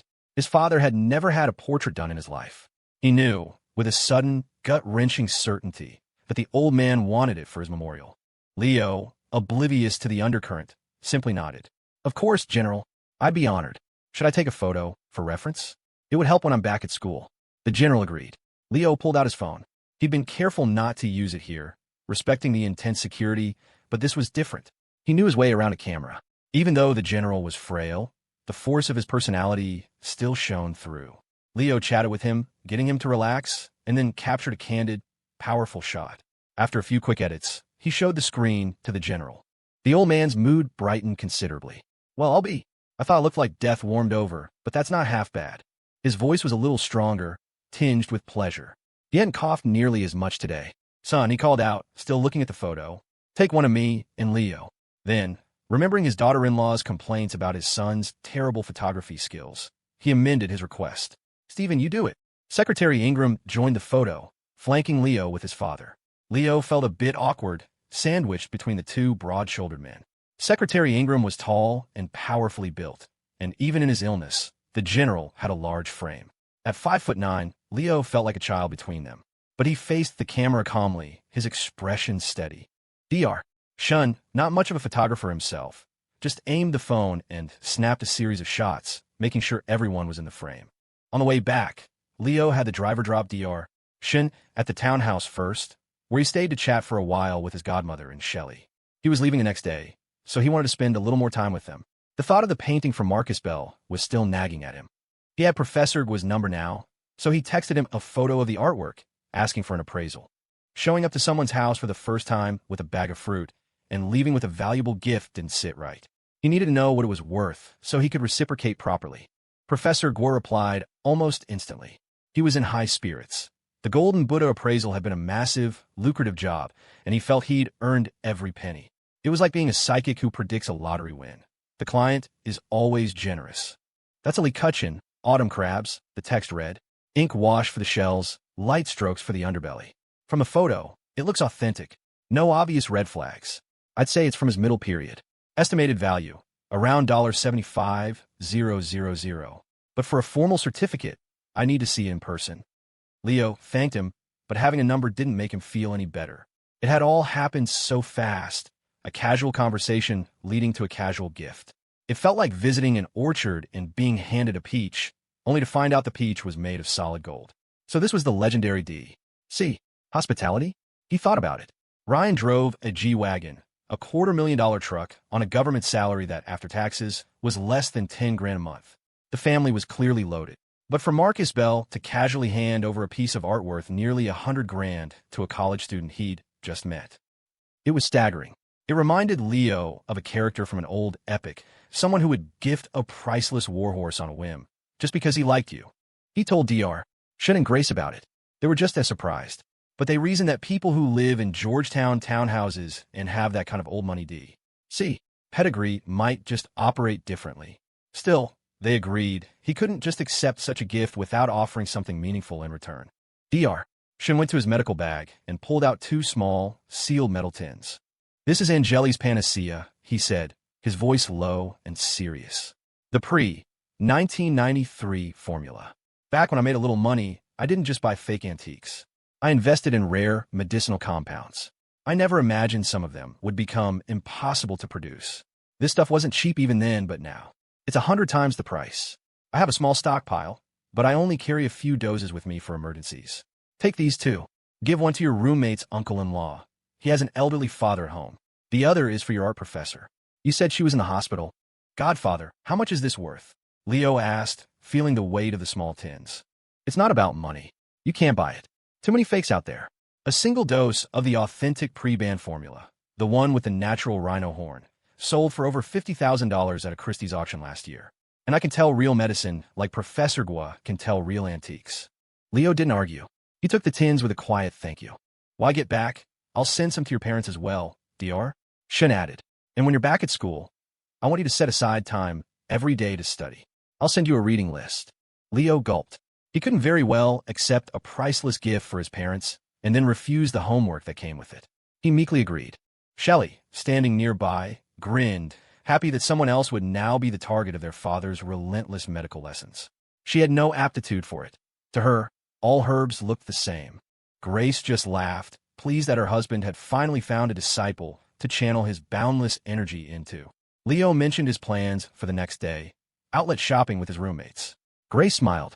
It was nice to see that even after a week of dealing with millions of dollars in priceless artifacts, he was still a grounded kid, not letting it go to his head. It was getting late, so Leo finally headed back to the Ritz-Carlton. Ryan Hahn had just gotten home himself. To his surprise, his parents and grandfather were still up, drinking a tangy soup in the living room to settle their stomachs after the rich barbecue. He grabbed a bowl and joined them. He couldn't help but bring up the painting. "Dad," he said, "Marcus was practically begging you to sell him one of your paintings, said you could name your price. You refused. Why'd you just give one to Leo today?"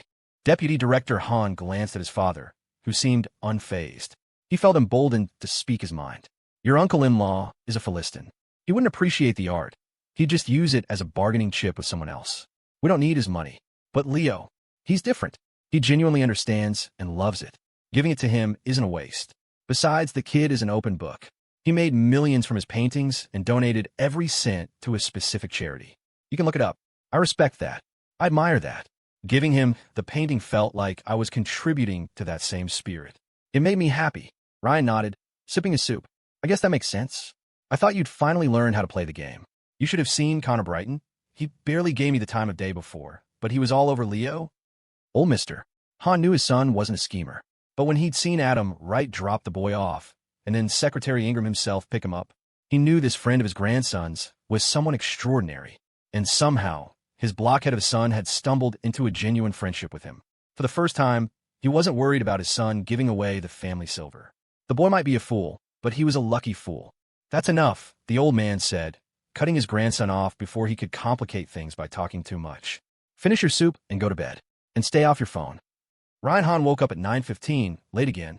He tried to go to bed early, but his brain wouldn't shut off. He'd picked up his phone and scrolled until 1:30 in the morning. He stumbled into the kitchen to find his grandfather's standard breakfast waiting. Fried slices of dinner rolls with a schmear of apple butter and a glass of milk. The house was empty. His parents were at work, and his grandfather was out walking his birds. He checked his phone. His grandfather had Venmo'd him $500 for a shopping trip. His mom had sent another $500. His dad, nothing. His dad was broker than he was. He scarfed down breakfast and jumped into his G-Wagon. His cousins were still at the hotel. Today, he was their chauffeur, and he was ready. Leo had slept in, a rare luxury. The past few days had been more stressful than he'd realized. He'd missed his morning run, but thankfully hadn't scheduled a virtual one with Stella. He'd been up late talking to her, too.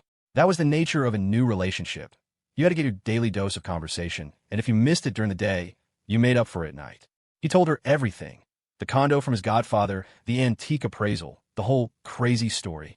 The discovery of the golden Buddha was so outlandish that he decided not to give the video to Shawn. It felt too flashy, too much like bragging. It was one thing to have fun, another to flaunt that kind of wealth on TikTok. Last night, Stella had been alone in her dorm. Jessica's mom had shown up, apparently determined to make up for years of lost time with an overwhelming display of affection. Stella didn't get involved. Jessica was an adult and perfectly capable of making her own decisions. Friends could offer advice, but that was it. Still, it was strange. Jessica almost never stayed out all night.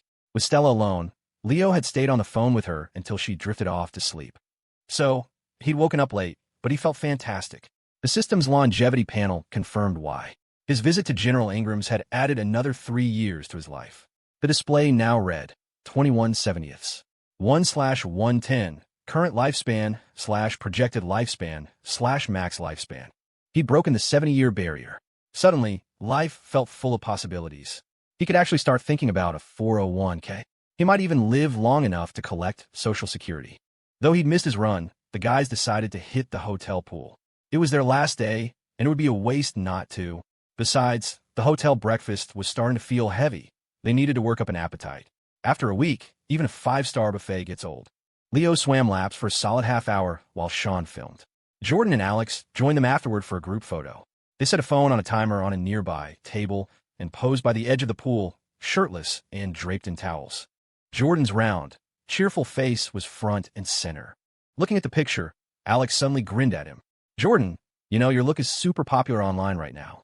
I heard that in the gay community, a guy like you, glasses, round face, add a beard, is basically the equivalent of Chris Pratt plus Jason Momoa." Jordan's face fell. "Dude, shut up. I'm as straight as they come. No wonder I've been getting a ton of weird DMs on Instagram from guys in Texas, asking where I am and telling me to come visit. That's terrifying." They horsed around for a bit before heading back to shower and change. The workout did the trick. They were starving. They descended on the breakfast buffet and ate enough to last them until dinner. Just as they were finishing, their personal chauffeur, Ryan Hahn, arrived in his G-Wagon. Their destination was the Leesburg Premium Outlets.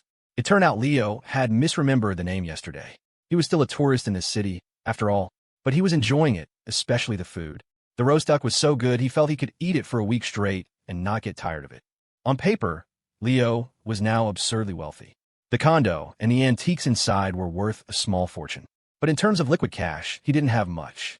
The few $100,000 he'd made was still tied up in the stock market, and his spending money was dwindling fast. So a trip to the outlets was perfect. They were guys. They didn't care about the latest trends, just good deals. The shopping trip was ostensibly for Shawn, but everyone ended up buying something. Shawn graciously accepted their company. He had his scholarship money and some earnings from his videos, and he knew he needed some decent clothes. Nothing fancy, just clean, presentable outfits, so he wouldn't feel out of place when he was out with Leo. Guys' shopping trips were efficient. They hit the big athletic stores, where the discounts were steep. Nike and Adidas were up to 80% off. Ryan and Jordan were seasoned shoppers, while Alex and Leo were used to their families buying their clothes. Everyone bought sneakers. They were just too cheap to pass up. A pair that sold for $180 downtown was only $30 here. Leo, an avid runner who burned through shoes, bought 2 pairs. Alex grabbed one, Shawn got 2, and Jordan, ever the completest, bought his favorite style in 3 different colors. Ryan, however, turned up his nose at the deals. He had a job now and a reputation to maintain. He opted for a pair of trendy, high-fashion sneakers for $450, marked down from $700. At the Burberry store, Leo spotted some large cashmere scarves and bought 3, one for his godmother, and one each for his mom and his aunt back home. They were still expensive at over $800 each, but a steal compared to the original $1,800 price tag. Alex bought 2 as well, one for his own mom and one for his aunt, Ryan's mother. Jordan's mom preferred small silk scarves and wouldn't wear something so bulky, so he passed. In the outdoor apparel store, Shawn was in heaven. The prices weren't rock bottom, but he found a rugged, all-weather jacket for $150 that fit his style perfectly. It was windproof, waterproof, and warm. He bought 2, one heavier and one lighter, plus a few pairs of cheap, durable track pants. They also picked out a new tracksuit and sneakers for his sister, Sarah. By the end, everyone's hands were full. Even the ultra-cool Ryan, who claimed to be above sales, had succumbed, buying an expensive purple beanie that cost over $100. Alex, who spent ages on his hair every morning, couldn't fathom wearing a hat. The shopping spree left them exhausted. It was late afternoon by the time they headed back. Shawn went with Leo to the hospital to see Dr. Croft. Before they left, Leo handed Ryan the small metal tin. "Do me a favor and give this to your dad," he said. "It's a pre-93 dose of Angeli's panacea. I got it from my godfather." Ryan took it without a second thought, promising to pass it along. He, Alex, and Jordan then headed back to the hotel. Once they were in the car, Alex turned to his cousin. "You know, that little tin is probably worth a fortune." Leo made a point of saying it was the pre-93 formula, and from his godfather.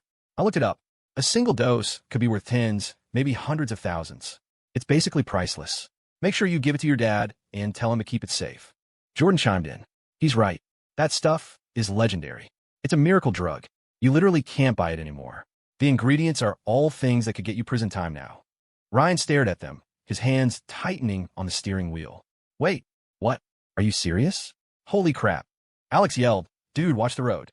By evening, a beautiful sunset was painting the sky, casting a warm glow on the bustling construction site outside the window. Yes, despite being in the VIP wing of the hospital, Dr. Croft's room faced a new building going up. The constant thump-thump-thump was enough to give anyone a headache. When Leo and Shawn arrived, Dr. Croft was caught in a classic dilemma. Open the window to see the sunset and endure the noise, or close it for some quiet and view the colors through a pane of glass. The painting on her wall had been changed, instantly elevating the room's atmosphere. On the table sat a bouquet of apples, red and green apples, polished to a high shine, arranged into a fragrant, sculptural bouquet. It was a uniquely D.C. creation, Leo thought. Heavy, beautiful, and edible. "It's from Arthur," she said, noticing Leo's gaze. "I asked for a bouquet of spicy beef jerky, but he said I'm not allowed to eat spicy food and sent this instead." Seeing the apple bouquet, Leo started to understand how a celebrated artist could fall for a physics professor. Professor Zhu's romantic gestures operated on a different plane of existence. Leo was there to say his goodbyes. Dr. Croft, dressed in a hospital gown with a cashmere cardigan draped over her shoulders, looked comfortable in the sun-drenched room. She was just there for a week of comprehensive checkups, mainly for her endocrine system. By the way, she said, I got you a commission. Someone wants to order a custom painting. Now, don't get used to the prices from the gallery show. Those were an anomaly. You can go to a Sotheby's auction, and if you have a good eye, pick up an authentic piece by a historical master for a few $100,000. The modern art market is inflated by hype. Leo nodded meekly. He knew. He'd just been gifted a painting appraised at $75,000. He still felt a little fraudulent about his own work selling for so much, even knowing the buyers were all friends and family. The value of your work depends on who owns it, Dr. Croft continued, her voice stern. So you can't just go giving it away. It devalues your entire portfolio. Quality over quantity. That's why I accepted this commission for you. It's from a reliable buyer I know personally. Think of it as pocket money. I know you don't need it, but I do. Leo blurted out. I really do. I'm almost broke after today's outlet trip. Thank you, Professor. What's the subject? If it's too specific, I might not be able to do it. Don't worry. You're my student. They know my style. No content restrictions unless they're paying an obscene amount of money. It's another portrait. I'll have them send you some photos and videos so you can get a feel for the person. Leo was curious. How much is the commission? They offered $500,000. I accepted on your behalf. Don't scoff. For a new artist, that's top tier. And there's no gallery commission, so it's all yours after taxes. It's a completely different world from a gallery auction. Leo was stunned. $500,000 was an astronomical sum. He knew how the art world worked. A new painter signed to a gallery might sell a piece for $1 million, but only see $200,000, which would shrink to just over $100,000 after taxes. And that was if the piece sold at all. To a collector, $500,000 might be nothing, but to him, it was a fortune. He thanked her profusely. He'd come to give her a gift and was leaving with a $500,000 job. I won't accept too many of these for you, she said, her tone softening. Just enough to keep you in practice. Don't lose sight of what's important. Making money is part of life, but the main thing is to be happy. You should only paint as long as it brings you joy. If you start painting for money and begin to hate it, your art will suffer. She continued on, sharing her philosophies on art and life. Leo listened intently, while Shawn, ever the documentarian, quietly recorded it all. The construction noise was relentless. I tried to switch rooms, Croft sighed. The one I had last time faced the river, and you could see the foreign language university campus. It was beautiful. I'd gladly pay the extra $500 a night, but they said nothing was available. In this city, you need connections for everything. Money alone doesn't cut it. An idea sparked in Leo's mind. He sent a quick text to Adam Wright. Mr. Wright, sorry to bother you. My professor is in the hospital, and the construction noise is really bad for her recovery. Would it be possible for her to switch to a quieter room? Is that a big ask? The reply was almost immediate. One moment. I'll arrange it. Leo then took out the small tin. My godfather sent this for you. Dr. Croft recognized it instantly. Long-term illness had made her something of an amateur physician. Angeli's panacea. I tried to buy some once, but I think I got a fake. This is the real deal, Leo said. My godfather's a hospital director. He stocked up on it years ago. A wide, genuine smile spread across her face, making her cheekbones stand out. This student was worth his weight in gold. Well, don't just stand there, she said, gesturing to the apple bouquet. Help me eat these before they go bad. They're too heavy to take home. As Leo was dutifully peeling an apple, there was a knock on the door. A whole entourage of doctors and nurses filed in, their expressions a mixture of professional warmth and eager enthusiasm. Dr. Croft froze, a piece of apple caught in her throat. For a horrifying second, she thought she was about to become Snow White. Oh God, did they find something else? A new tumor? Do I need a full team of specialists? I knew it. All my hard-earned money, destined to be spent right here in D.C. But the man leading the group, the head of the International Patient Wing, addressed her with a beaming smile. Dr. Croft, how are you feeling? You look well. We apologize for the disturbance from the construction. It was an oversight on our part. We have a new room ready for you. We'll move you right away. The new room wasn't just quieter, it was a significant upgrade. It was larger, with a spectacular view of the wide, tree-lined avenue leading to the entrance of the foreign language university, its domed, European-style architecture a picturesque sight. The window framed it like a painting. More importantly, the room was a suite, complete with a separate sitting area. Her previous room had been the equivalent of a standard 5-star hotel room. This was a junior suite. Dr. Croft had never stayed in a room like this. In a city with such strained medical resources, she'd had to pull strings just to get into the international wing at all. Without connections, The wait list was over a year long. And even then, you'd never get a room like this. The furniture looked similar at first glance, but the sofa was noticeably more comfortable, the cushions made of some kind of memory foam that perfectly supported her back. Her paintings were rehung, and the whole space felt more elegant. After the doctors had fussed over her, reviewing her chart, and scheduling a new round of consultations with specialists for every ailment she'd ever had, they finally left. A young, pretty nurse came in with a warm, genuine smile. The nurses on this floor were all exceptionally competent and pleasant, but this one exuded a special kind of friendliness that was immediately comforting. Dr. Croft paced the room, marveling at the peace and quiet. "I would have gladly paid an extra $500 a night for this," she said aloud. The nurse, who was just entering, overheard her. "Oh, there's no extra charge, ma'am. All the rooms on this floor are the same price." Dr. Croft understood immediately, in a way that made it even more exclusive. A higher price tag she could have afforded, but a room that wasn't available for any price? That was a different level of inaccessible. Leo saw that she was settled and comfortable, so he said his goodbyes. He had, of course, already texted Adam Wright to express his profound gratitude. A text message followed by a voice note. Some things needed to be said, not just typed. Mr. Wright replied that it was no trouble at all and that he should never hesitate to ask for help in the future. For Adam Wright, it wasn't distraction. A request from Leo was a high-priority task, and it was a smart move. Helping Leo's professor, a respected dean at the Art Institute, was a reasonable request that fostered goodwill. It also expanded his own network. Dr. Croft was now a connection. Dr. Croft, meanwhile, was still processing the fact that she had just benefited from her students' connections. She had initially taken him on because he was talented and, frankly, because she had an artist appreciation for his striking good looks. She had mentored him, helped him launch his career with the gallery show, and felt that her own subsequent awards were reward enough. She never expected anything more. But this student was something else entirely. He was fiercely talented, incredibly lucky, and possessed an integrity that was rare at any age.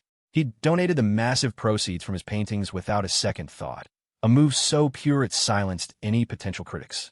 And now, he had solved the problem for her with a single text message, a problem that she, with her own significant standing in the academic world, would have found awkward and difficult to navigate. For the first time, she was on the receiving end of the kind of preferential treatment that permeated every level of society in the capital. It was a strange, disorienting feeling. And then there was the gift of the panacea. She felt almost embarrassed accepting it. "When you get back to school, if you have any problems, you call me," she insisted.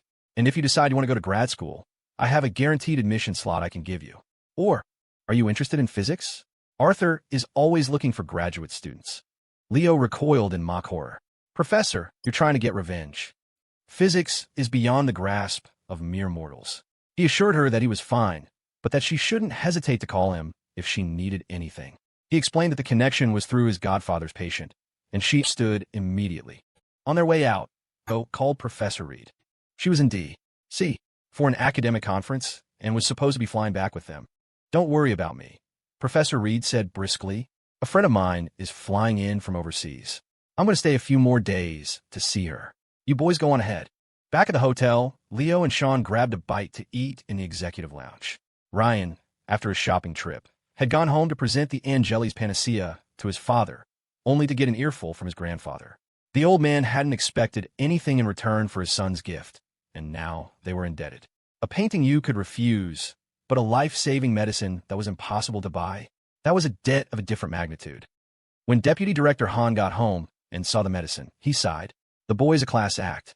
He doesn't take advantage." He turned to his son. "You see, you all say I have bad judgment, but I know a good person when I see one." He gave the tin to his father and retreated to his study to practice his calligraphy. Ryan, unable to keep a secret, immediately took a picture of the tin and posted it in his group chat. Connor Brighton called him within minutes. Ryan, guileless as ever, told him the whole story.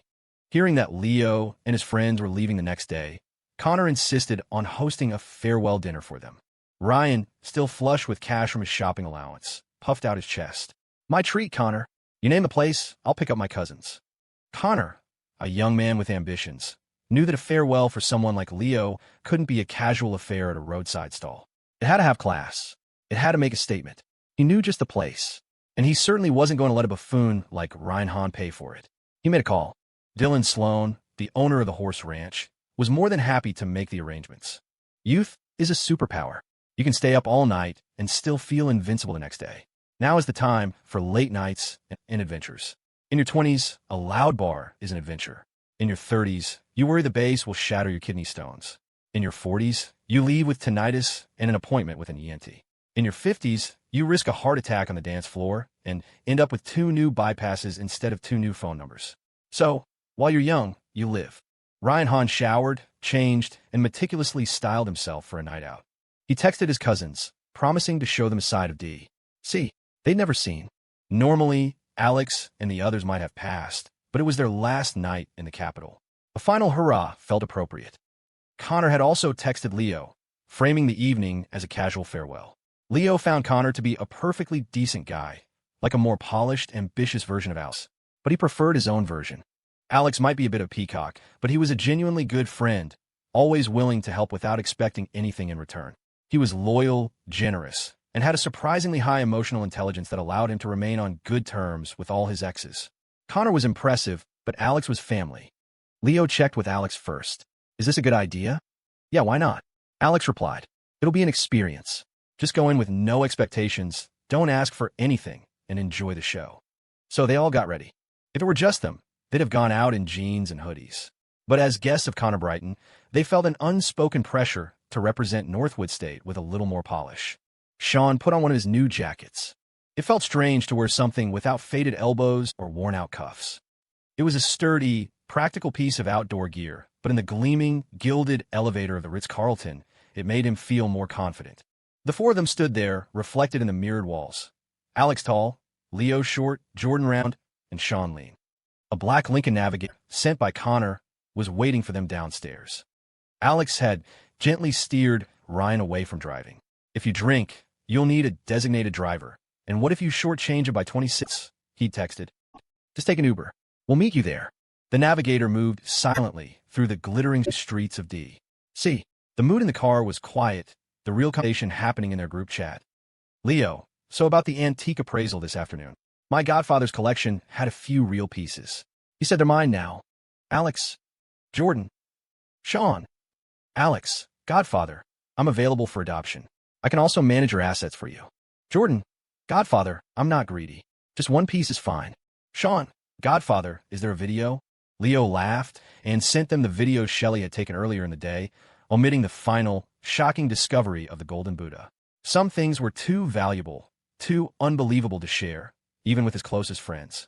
By the time they arrived, Connor and Dylan Sloan were already there. Dylan owned the horse ranch, but his business interests were far more varied. His latest venture was courting the notoriously reclusive and powerful Liam Ingram, the general's grandson. Connor was in a quiet corner of the opulent lounge, idly flipping a sleek, black and silver S.T. DuPont lighter. It looked like a $20 gas station lighter, but it was a $2,000 piece of masculine jewelry. He had a penchant for expensive little trinkets. This one, a Cartier piece with amethyst cuffs, was a nod to the current astrological trend, the year of the 9 purple fire star. He didn't necessarily believe in it, but if a little purple could boost his luck, why not? Besides, a man in his position, young, ambitious, from a good family, and ruthlessly self-disciplined, needed a few harmless vices. It made his superiors more comfortable. A man with no flaws is a man you can't trust. As he fiddled with the lighter, he pieced together the fragments of information he'd gathered. Someone buys a house full of fakes. Years later, a young relative with a good eye has them reappraised. They discover several genuine artifacts, including a solid gold Buddha worth a fortune, hidden inside a bronze replica. The Buddha is said to be connected to medicine and grants long life. Superstitious nonsense, of course, but a sign of its immense value. Then, Ryan Hahn tells him his father gave a painting to Leo, who had just come from an appraisal at a condo in Bethesda, a condo belonging to a certain Dr. Shawn. Leo was dropped off by Adam Wright and picked up by Secretary Ingram himself. The lighter clicked shut.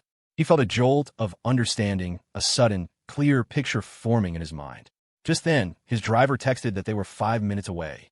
Connor pocketed the DuPont and went downstairs to greet his guests. In a place like this, you always met them at the door. The club was a fortress of exclusivity. Your license plate had to be on the list to even get through the main gate. The long, winding driveway led to a sprawling, immaculately manicured lawn, a deliberate and extravagant waste of space designed to make the main building seem all the more grand. Ryan Hahn, who had arrived first, felt a little out of his depth. He'd spent a few years studying abroad, and it felt like the entire social landscape of D.C.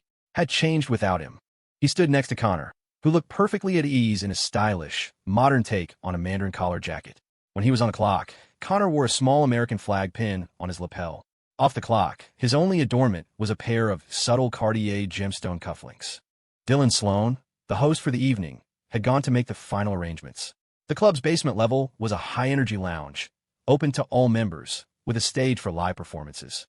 The upper floors housed private rooms, where you could have artists perform exclusively for your party.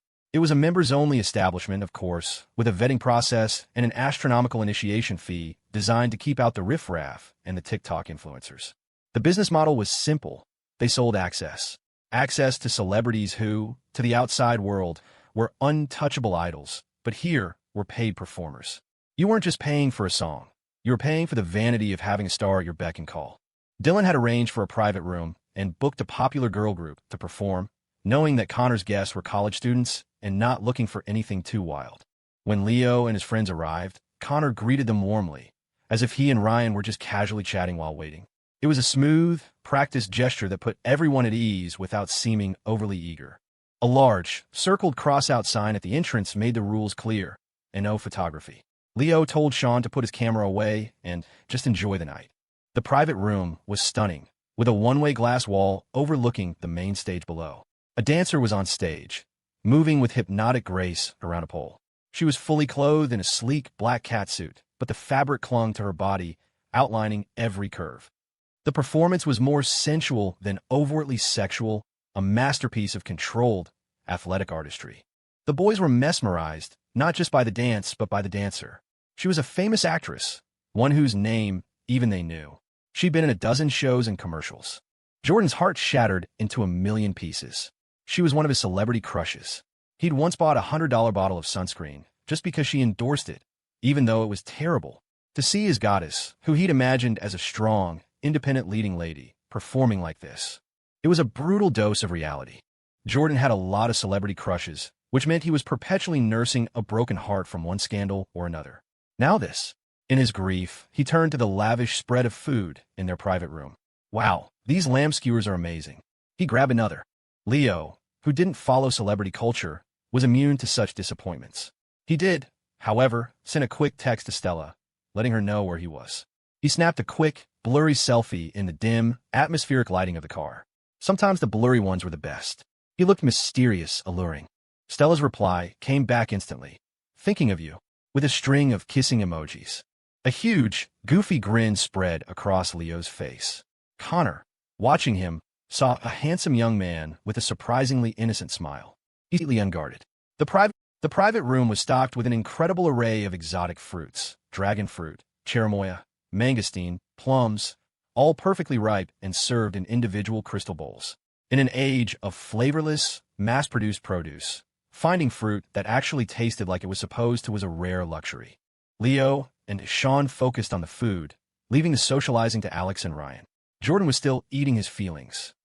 Alex, who had been to similar, albeit less exclusive, clubs before, fell into an easy conversation with Connor. In smaller cities, the venues were often seedier, populated by influencers rather than A-list celebrities. Being here, he understood why people like Connor were so dismissive of the whole influencer economy. When you're at the top, the people aspiring to be famous are just part of the entertainment. You know, Alex said to Connor, gesturing toward Leo, you don't have to be so formal with him. If you're curious about something, just ask. He's an open book. So Connor did. He had a strong suspicion that the story of the Golden Buddha was connected to Leo. Leo, in between bites of a perfect mangosteen, nodded. Oh yeah, my godfather gave me his collection of antiques. I thought some of them might be real, so I had an expert take a look. Connor stared at him. The kid had just stumbled into a 9-figure fortune, and here he was, marveling at a fruit platter like he'd never seen one before. It was an incredible performance. If Connor hadn't known better, he would have been completely fooled by the simple, unassuming act.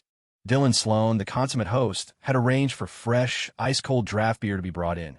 Nothing too strong, just enough to loosen everyone up.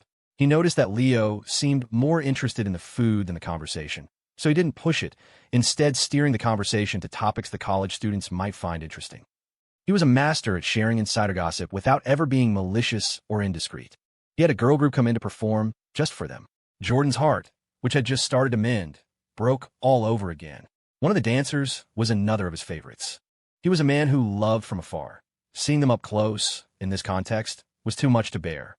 Shawn, who had rarely even been to a karaoke bar, felt completely out of his element. He followed Leo's lead and focused on the food, but he couldn't sit still for long. He pulled out his phone and started editing the photos he'd taken earlier. It was a picture of Leo with the Ingrams. Connor, ever the attentive host, made sure to include the quiet roommate in the conversation, and that's when he saw the photo on Shawn's screen. General Ingram and Secretary Ingram, with Leo sitting between them. Holy hell. The night wasn't about closing a deal or achieving some grand objective. It was about building a connection. You start by becoming a familiar face, you share a meal, and the next time you see each other, you're friends. As the night wore on, fueled by good beer and even better food, Alex and Connor discovered a surprising camaraderie. Two heirs from different worlds finding common ground. Leo, too, loosened up, laughing and talking more freely.